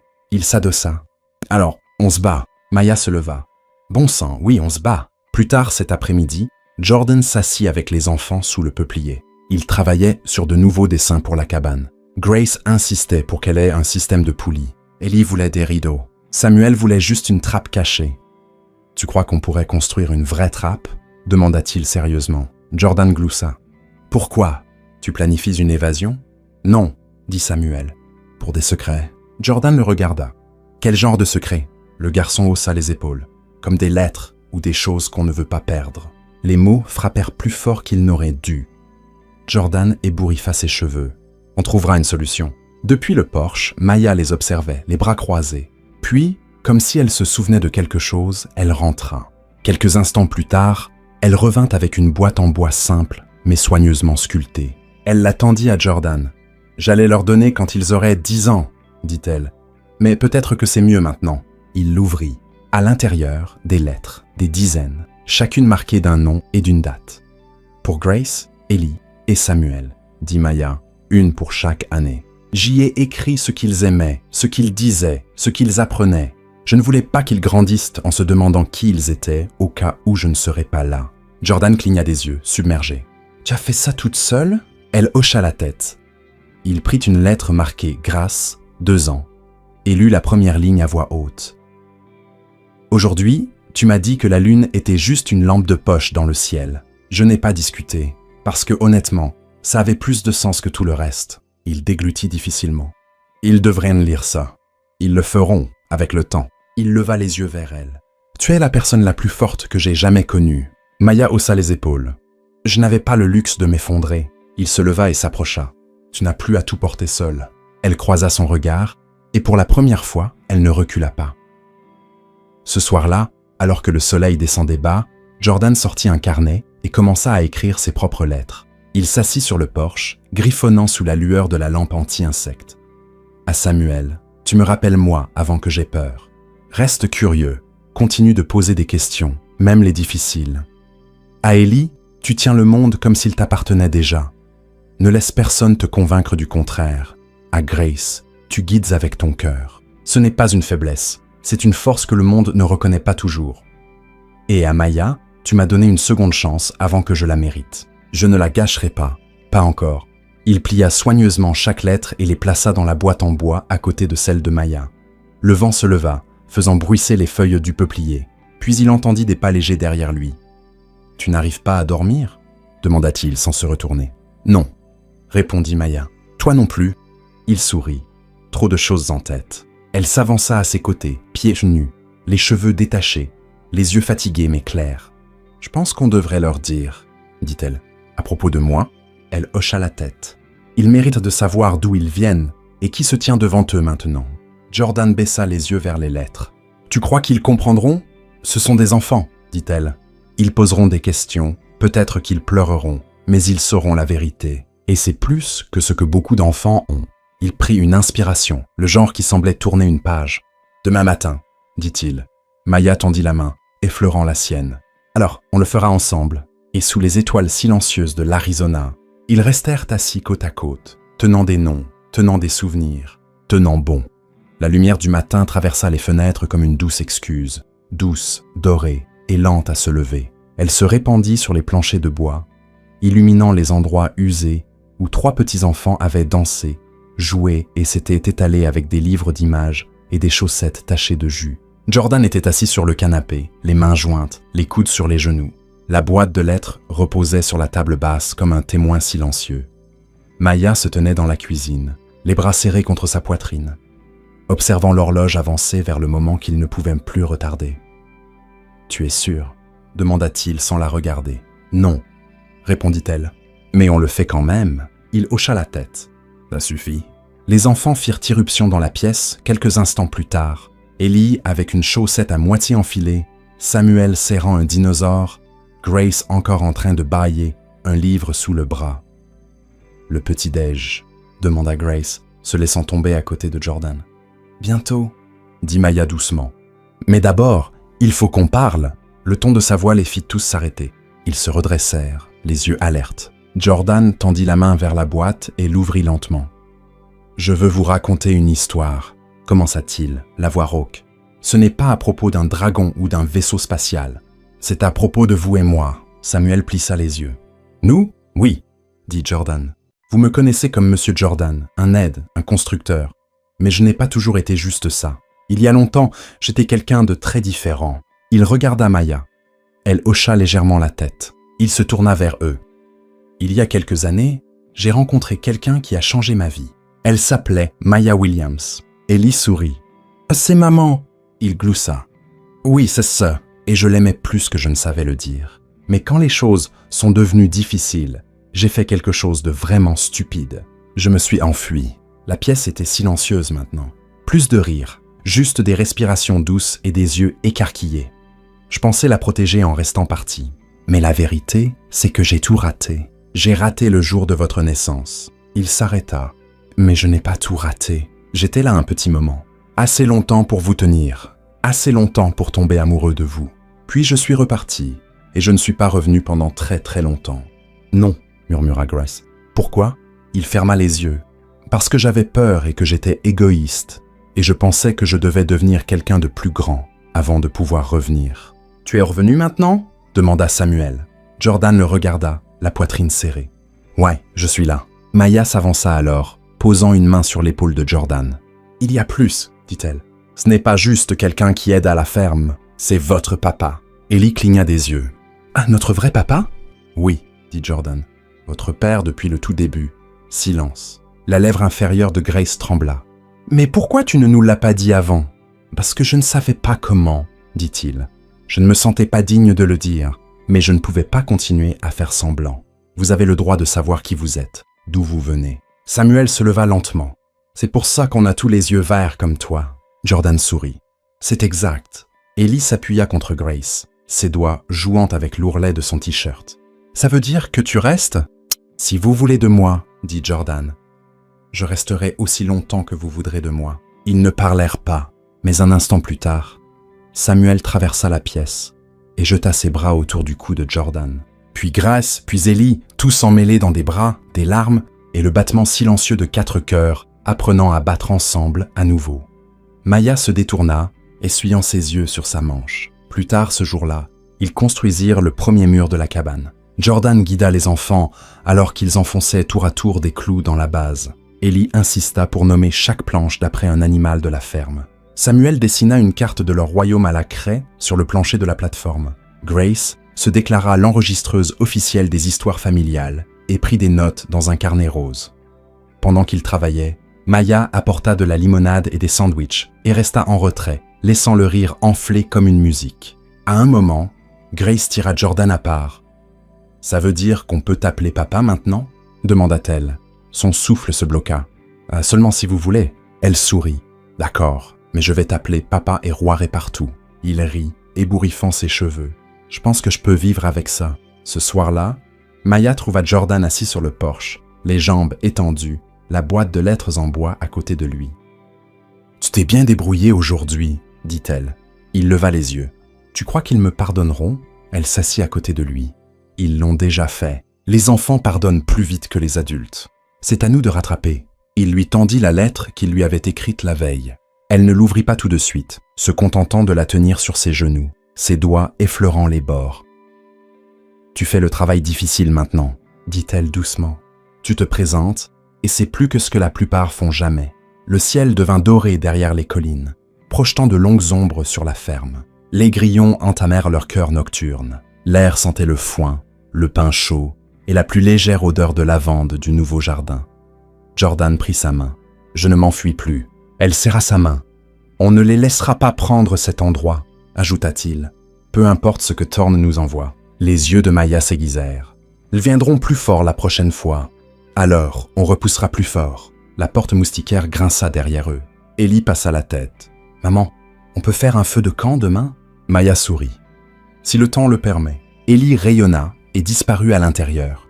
Jordan regarda la terre, les clôtures, solides, les cultures vertes et grimpantes, et 3 enfants qui connaissaient maintenant son nom. Foyer, pensa-t-il. Enfin, 2 jours plus tard, un SUV noir s'arrêta dans l'allée de gravier, les pneus crissant comme des os. Il était élégant, poli comme une voiture de ville, et détonnait contre le bois usé de la ferme et le doux balancement des champs de coton. Jordan le vit en premier. Il taillait du fil de clôture le long du côté est du pâturage. Il essuya ses mains sur un chiffon, jeta les cisailles dans la boîte à outils et commença à marcher vers la maison. Lentement, mesuré, alerte, Maya sortit sur le porche, une serviette sur l'épaule, le front plissé. Les enfants étaient à l'intérieur, regardant une émission sur la nature. La portière du SUV s'ouvrit. Logan Bradford en descendit à nouveau. Même sourire narquois, costume différent. Derrière lui sortit un second homme, plus âgé, cheveux gris, yeux perçants, une mallette serrée comme une arme. « Monsieur Hale », lança Logan, ajustant sa cravate. « Mademoiselle Williams, nous espérions que vous nous accorderiez quelques minutes. » Jordan s'arrêta à 5 pieds de démarche, les mains sur les hanches. « Vous avez 60 secondes. Après ça, j'appelle le shérif. » L'homme plus âgé s'avança. « Je suis Charles Ridley, conseiller principal chez Thorn Industries. »« Félicitations, » dit Maya froidement. « Vos 60 secondes sont écoulées. » Charles ne sia pas. « Nous ne sommes pas ici pour intimider. Nous sommes ici pour négocier. » Jordan ricana. « On n'amène pas un avocat dans une ferme sauf si on veut prendre quelque chose. » Charles ignora la pique et sortit un dossier de sa mallette. « Thorn est prêt à faire une offre finale. 5 millions, sans contestation, sans attache. La ferme est transférée proprement et vous repartez avec plus qu'assez pour recommencer. » Jordan croisa les bras. « On ne recommence pas. On reste. » Logan s'avança. « Monsieur Hale, soyons réalistes. Cette terre ne vaut pas le quart de ça. Nous offrons un prix sentimental ici, un prix de miséricorde. Vous ne reverrez pas ce chiffre. » Maya plissa les yeux. « Votre disparité. »« Pourquoi ?» Charles hésita juste une seconde, puis se reprit. « Nous avons des plans de développement à long terme, des champs d'énergie renouvelables. Ce terrain est stratégiquement précieux. »« Et vous ne l'aurez pas ?» dit Jordan. « Ni maintenant, ni jamais. Le sourire de Logan s'effaça. Si vous rejetez cette offre, vous déclenchez un litige. Vous pourriez gagner, ou pas, mais vous vous noierez dans les frais juridiques en essayant. Jordan monta sur le porche à côté de Maya. On a la vérité, le titre, et 3 enfants qui appellent à cet endroit leur maison. Maya ajouta, et nous savons que le dernier propriétaire avant nous est mort endetté envers votre entreprise. Vous n'essayez pas d'acheter une terre. Vous essayez d'enterrer des documents. Les lèvres de Charles se pincèrent. Vous avez été prévenu, dit Logan. Ce qui vient ensuite ne sera pas amical. Il se tourna et remonta dans le SUV. Charles s'attarda une seconde de plus, ses yeux scrutant la maison, le porche, la famille derrière la porte. Puis il suivit. Le SUV recula dans l'allée, laissant derrière lui de la poussière et de la tension. Cette nuit-là, Jordan s'assit à la table à manger, entouré de papiers, de reçus, d'anciens actes et de livres juridiques de la bibliothèque municipale. Maya prépara une nouvelle cafetière. Les enfants s'étaient endormis après avoir fait griller des marshmallows dans la cour, la lumière du feu douce sur leur visage. « Ils viennent pour le sang », murmura Jordan. « Ils viennent pour ça depuis le jour où ils ont construit leur première tour de verre », répondit Maya. « Ce n'est qu'un nouvel angle. » Il leva les yeux. « Ils pensent que je vais craquer. Et toi ?»« Oh non, dit-il. Mais je ne veux pas que ça devienne une guerre qui empoisonne tout. Les enfants viennent juste de commencer à m'appeler papa. Je ne veux pas que leur premier souvenir de ça soit de me voir traîner au tribunal. » Maya s'assit à côté de lui, sa main effleurant la sienne. « Alors, on se bat intelligemment. » Il étudia son visage. « Tu as fait ça seule si longtemps. » Elle hocha la tête. « Mais je ne suis plus seule. Et toi non plus. » Jordan dit. « Il y a autre chose. J'ai enquêté sur les acquisitions de terres de Thorne. Ils utilisent des sociétés écrans pour racheter des fermes en difficulté dans tout le comté. Discrètement. Ils construisent quelque chose d'énorme. » Maya acquiesça. Un aéroport privé pour la logistique offshore. Ça traverserait les terres de la réserve s'ils y accèdent. Il secoua la tête. « Oh, c'est plus grand que nous. »« Beaucoup, » convint-elle. Elle se leva, attrapa son téléphone et commença à faire défiler. « Je connais quelqu'un qui travaille au bureau des registres du comté. On pourrait avoir accès à leur premier dépôt. » Il haussa un sourcil. « On rend ça public. On déclenche une vraie tempête. » Maya croisa son regard. « Alors, qu'il pleuve. » Le lendemain matin, la ferme était pleine de couleurs. La cabane avait ses premiers murs peints, lavande d'un côté, rouge de l'autre. Un compromis après un vote familial. Jordan grimpa pour enfoncer la dernière poutre du cadre quand il aperçut Ellie en bas avec un carnet. « C'est quoi ?» lança-t-il. Elle le leva. « Une liste de règles pour la cabane. » Il gloussa. « Voyons ça. 1. Pas de dispute. 2. Pas de mensonge. 3. Pas de cookies sans permission. 4. Pas de chef, sauf si c'est Grace. 5. Toujours dire la vérité, même si c'est difficile. » Jordan s'arrêta sur la dernière. « C'est une bonne règle, dit-il. Difficile mais bonne. » Grace grimpa à côté de lui et murmura. « Même si t'as peur, surtout dans ce cas, dit-il, écartant ses cheveux de ses yeux. » Maya observait depuis la fenêtre de la cuisine, le cœur plein, la peur palpitant en dessous. Il construisait à quelque chose de magnifique. Mais le problème avait déjà tracé une ligne dans la terre. Et bientôt, il la franchirait. La lettre arriva dans une enveloppe blanche avec des lettres en relief. Sans timbre, juste un nom, Maricopa County Court, avis d'action civile. Jordan la tenait dans ses mains, comme si elle brûlait. D'une certaine manière, c'était le cas. Maya se tenait de l'autre côté de la cuisine, silencieuse mais tendue, les bras croisés et les yeux sombres d'anticipation. « C'est ça, n'est-ce pas ?» Jordan hocha la tête. Ils ont officiellement déposé. Audience préliminaire dans 10 jours. Thorne Industries contre Jordan Hale et Maya Williams pour occupation illégale et intrusion sur une terre acquise par l'entreprise. Ils nous traitent de squatteurs maintenant, ricana-t-elle. J'ai 27 reçus qui prouvent le contraire. Il jeta l'enveloppe sur la table et se pencha en avant, se préparant. Ils veulent nous provoquer pour qu'on abandonne, nous épuiser, nous user. Maya attrapa ses clés sur le crochet. Alors, il est temps de parler à quelqu'un qui sait affronter des tempêtes plus grandes que celle-ci. Qui ? Marianne Collier. Jordan cligna des yeux. Ce n'est pas celle qui a poursuivi la compagnie minière il y a 10 ans et qui a gagné ? Oui, et qui a reçu des menaces de mort pendant 1 an après. Elle n'a toujours pas scié. Tu penses qu'elle prendrait notre affaire ? Maya lui lança un regard qui disait « Elle prendra la mienne ». Le trajet jusqu'en ville fut silencieux. Jordan jeta un coup d'œil par la fenêtre, observant le paysage aride de l'Arizona défiler. Cactus, poussière, et touffes d'herbe du désert obstiné. Maya conduisait comme toujours, concentrée, stable, sans place pour la panique. Ils s'arrêtèrent dans le parking derrière un petit bureau niché entre une friperie et une vieille boutique de fourrage. Une plaque en laiton indiquait « Collure et Rive, conseil juridique ». À l'intérieur, les murs étaient tapissés de photos en noir et blanc, de marches, de manifestations, de croquis d'audience. Une femme dans la soixantaine, aux cheveux poivre et sel et à la peau couleur acajou, leva les yeux de son bureau et haussa un sourcil. « Tu as ramené du renfort cette fois », dit-elle en se levant. « Marianne ?» salua Maya, lui serrant la main. « Voici Jordan Hale. » Marianne l'observa un moment de plus que nécessaire, puis hocha brièvement la tête. « Le fuyard. » Jordan tressaillit légèrement mais tint bon. « Celui qui essaie de ne plus l'être. » Elle désigna 2 chaises. « Alors, mettons-nous au travail. » Pendant l'heure suivante, ils exposèrent tout.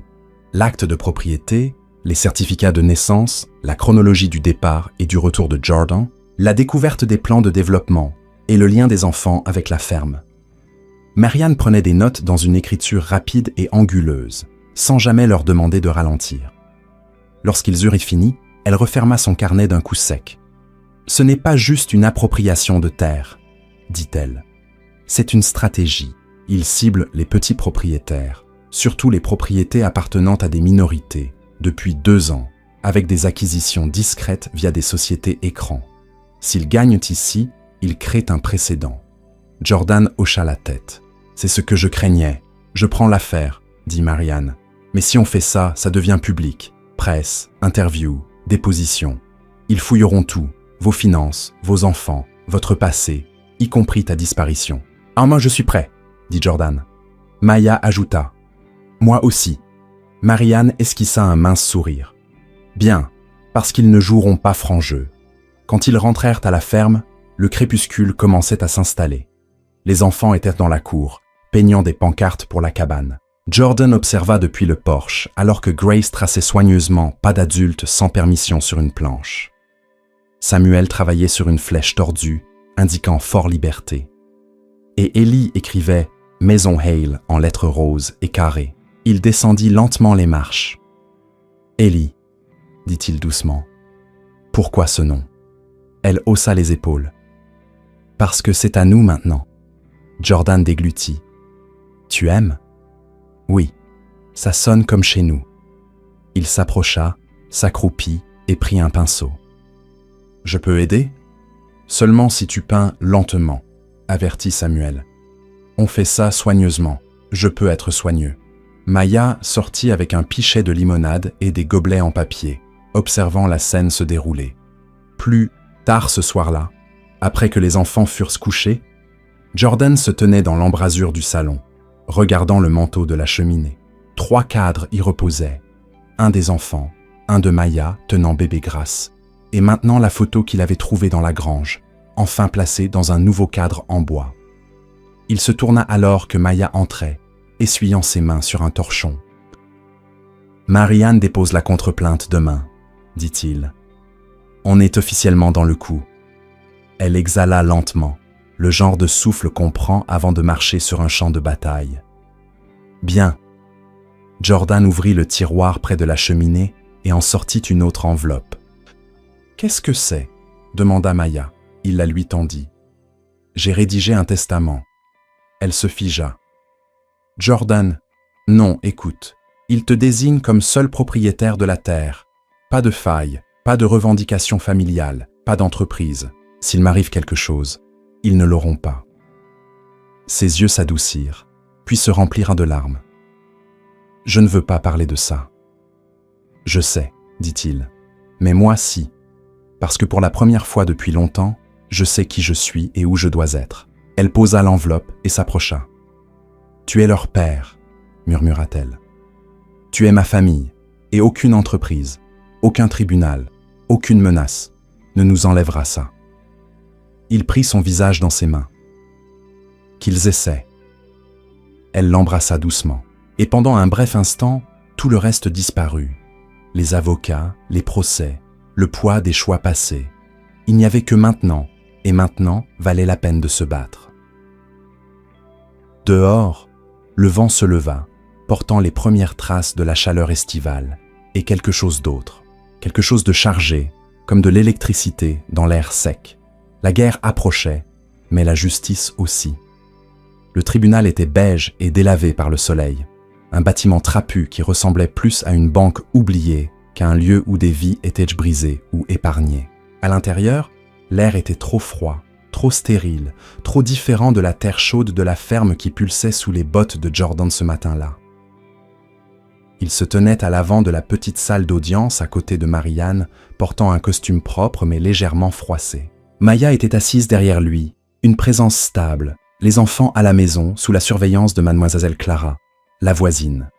Elle avait préparé des roulés à la cannelle pour le petit déjeuner et promis de gâter les enfants jusqu'à leur retour. De l'autre côté de l'allée, Logan Bradford s'adossait à sa chaise avec un air suffisant, tapotant son stylo rythmiquement contre un bloc-notes. À côté de lui, Charles Ridley lisait une pile de motions avec l'expression d'un homme qui croyait déjà avoir gagné. Le juge entra, un homme grand aux cheveux argentés, à la peau ridée et aux yeux sceptiques. Le juge Robert Bellamy avait la réputation d'être juste et impatient à parts égales. Jordan pria silencieusement pour la première qualité. L'huissier annonça l'affaire. Marianne se leva. « Votre honneur, nous représentons les copropriétaires légitimes de la ferme Hale qui ont entretenu, développé et soutenu la propriété en question pendant plus d'une décennie.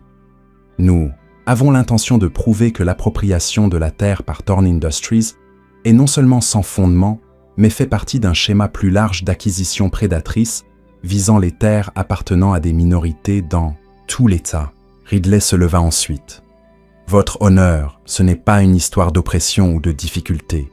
C'est une question juridique, pure et simple. L'acte n'a jamais été correctement transféré. Monsieur Hale a abandonné la propriété, laissant la terre à l'abandon, et a donc manqué à ses obligations de gestion.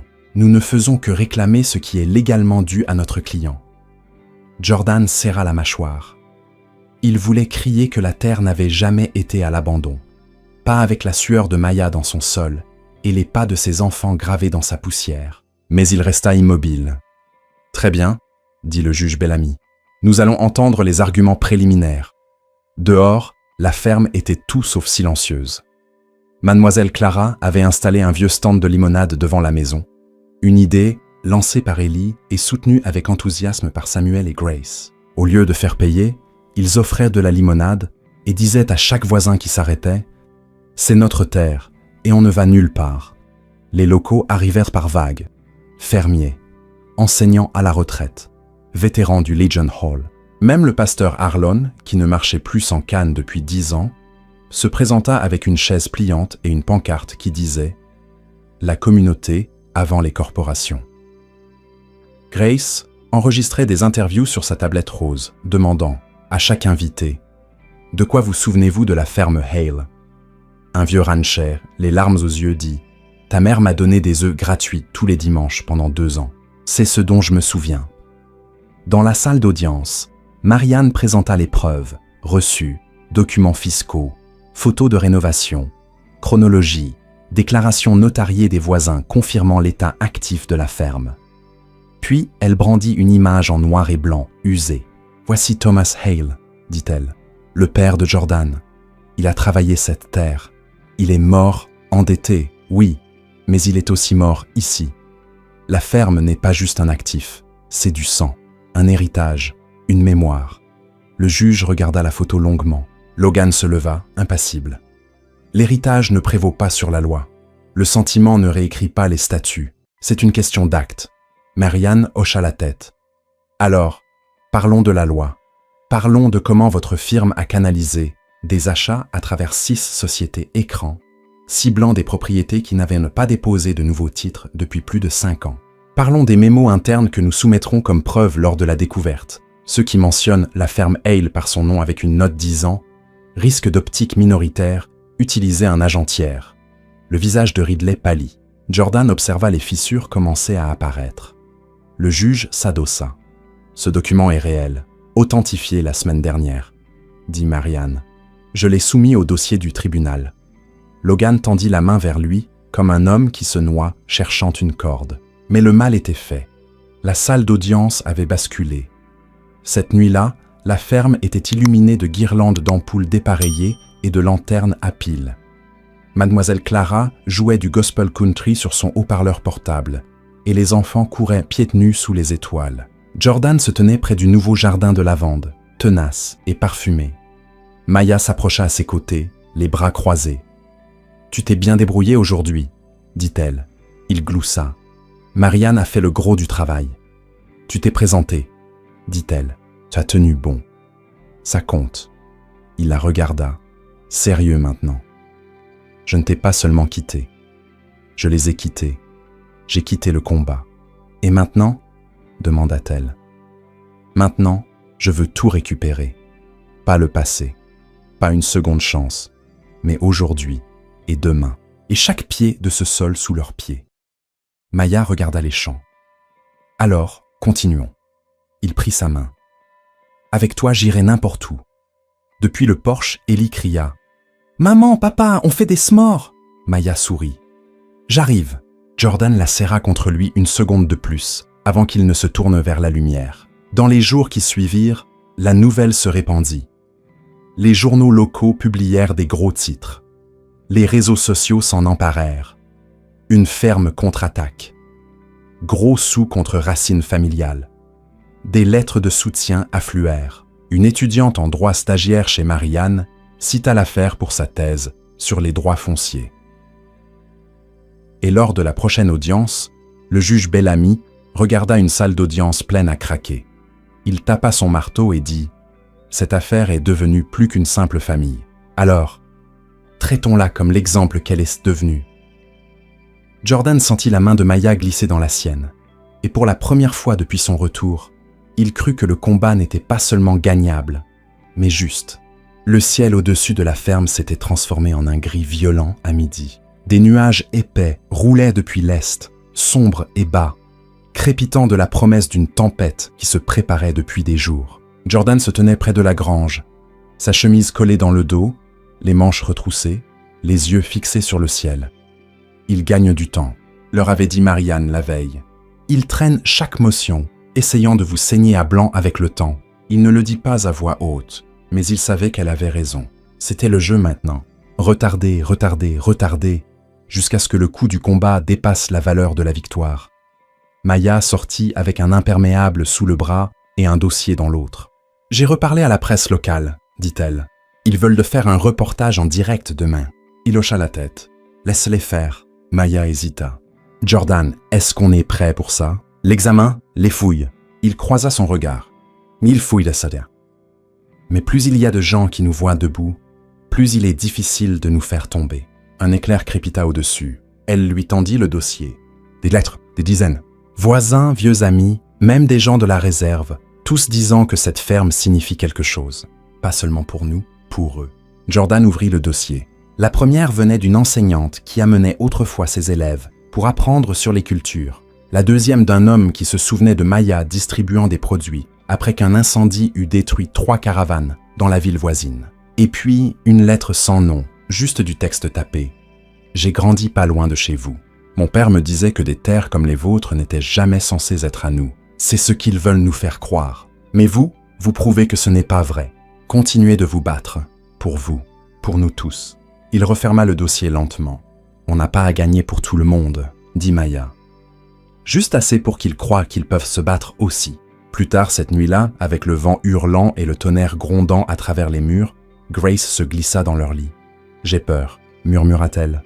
Jordan se redressa et ouvrit les couvertures pour elle. « Viens là, petite puce. » Maya la serra contre elle, écartant des boucles humides de son front. « Est-ce que la maison va se casser ?»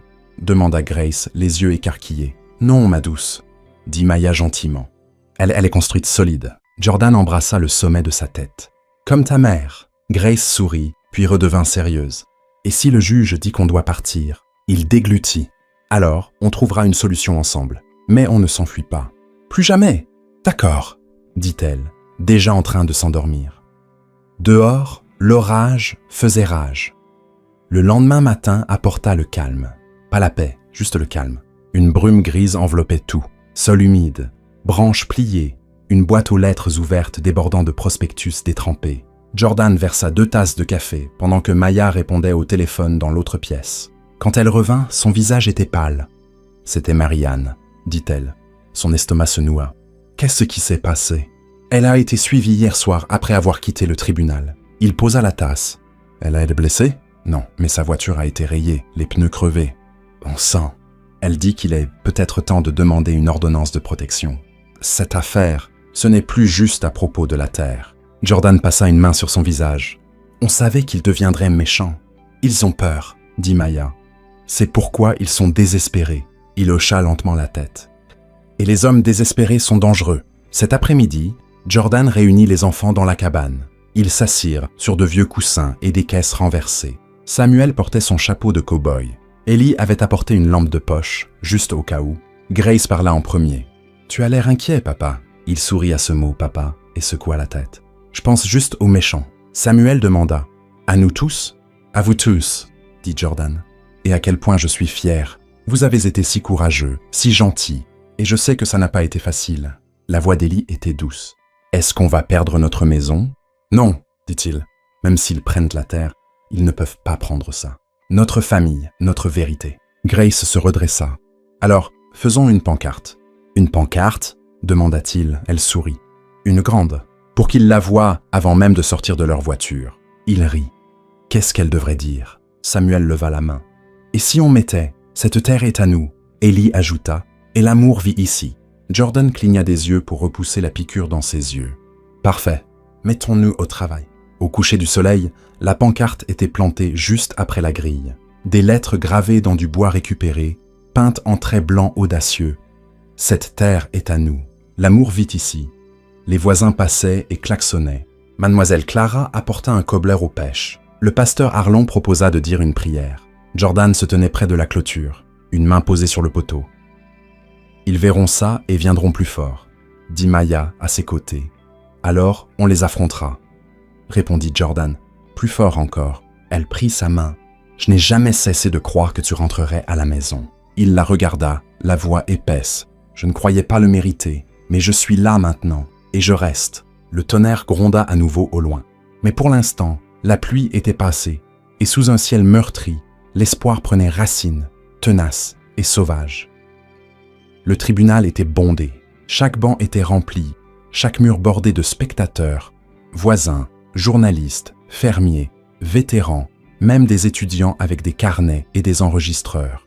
La chaîne de télévision locale s'était installée juste dehors, la lueur de leurs caméras filtrant à travers les hautes fenêtres du vieux tribunal. Jordan était assis à la table des plaignants, Maya à ses côtés, leurs doigts entrelacés, leurs paumes humides mais fermes. Marianne se tenait entre eux, feuilletant des papiers avec une précision calme. Ses yeux ne trahissaient rien, mais Jordan pouvait sentir la tension électrique dans l'air. C'était comme être dans l'œil d'une tempête. Trop calme, trop immobile, juste avant que le vent ne revienne en force. De l'autre côté de l'allée, Logan Bradford semblait un peu moins suffisant que d'habitude. Ridley était rigide, la mâchoire serrée, murmurant à l'oreille de son assistant tout en ajustant sa cravate pour la 5e fois. La porte s'ouvrit à l'arrière de la salle et le juge Bellamy entra. La salle se leva comme un seul homme, puis s'assit à l'unisson. Le cœur de Jordan battait si fort qu'il l'entendait dans ses oreilles. « Avant de commencer, » dit le juge Bellamy, « je veux souligner l'ampleur de l'intérêt public pour cette affaire. Les émotions ont été vives. Des allégations ont été faites, dans cette salle et à l'extérieur. Mais aujourd'hui, nous ne traitons pas d'émotions, mais de faits. » Il s'éclaircit la gorge et baissa les yeux sur le dossier devant lui. Ce tribunal a examiné les preuves fournies, l'historique de l'acte original, les témoignages de témoins locaux, la preuve des paiements de taxes foncières, les registres de rénovation et une série de communications internes de Thorn Industries. Il marqua une pause, son regard se posant sur Ridley. Ces communications ont soulevé une inquiétude particulière. Maya serra la main de Jordan plus fort. Il est de l'avis de ce tribunal que Thorn Industries, à travers ses sociétés écrans affiliées, s'est engagé dans un schéma d'acquisition foncière prédatrice. Cela a été fait en sachant pleinement que les propriétaires légitimes manqueraient de ressources financières ou juridiques pour défendre leurs propriétés. BC, un silence tomba sur la salle. Par conséquent, ce tribunal statue en faveur des défendeurs, Jordan Hale et Maya Williams. La pleine propriété de la ferme Hale leur est Herbie restaurée sans restriction. Les larmes jaillirent, pas bruyantes, mais profondes, comme un soupir retenu pendant des mois, enfin relâché.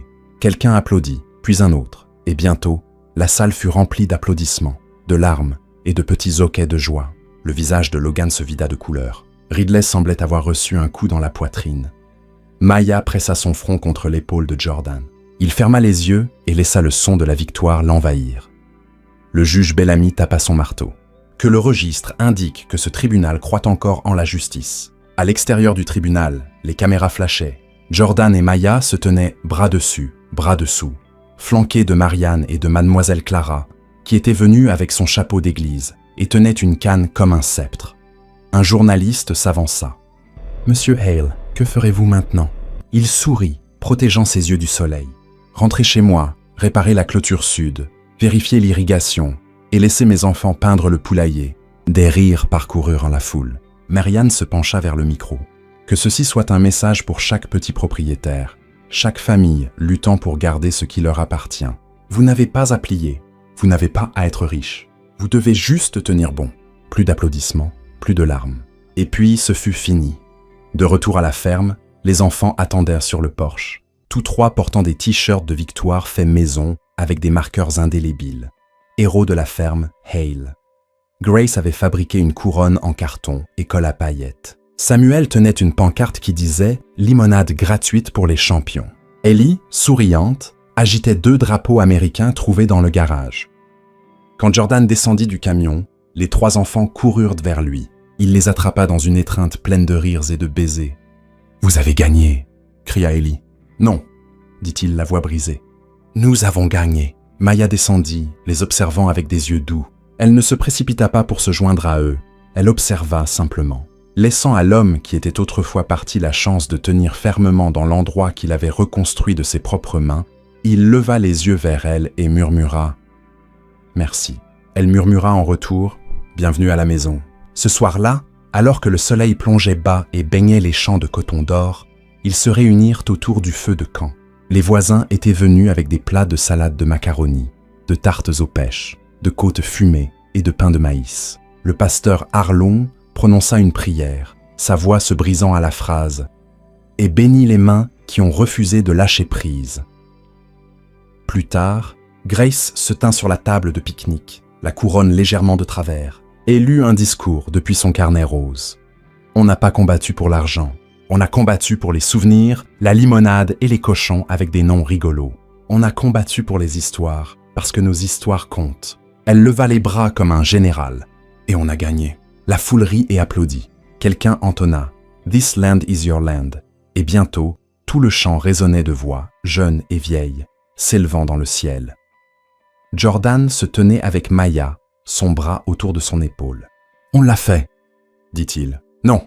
répondit-elle, posant sa tête contre lui. « On ne fait que commencer. » Il embrassa le côté de sa tête et ferma les yeux. Le vent bruissait dans les arbres. Le sol, pour la première fois depuis des années, semblait en paix sous ses pieds.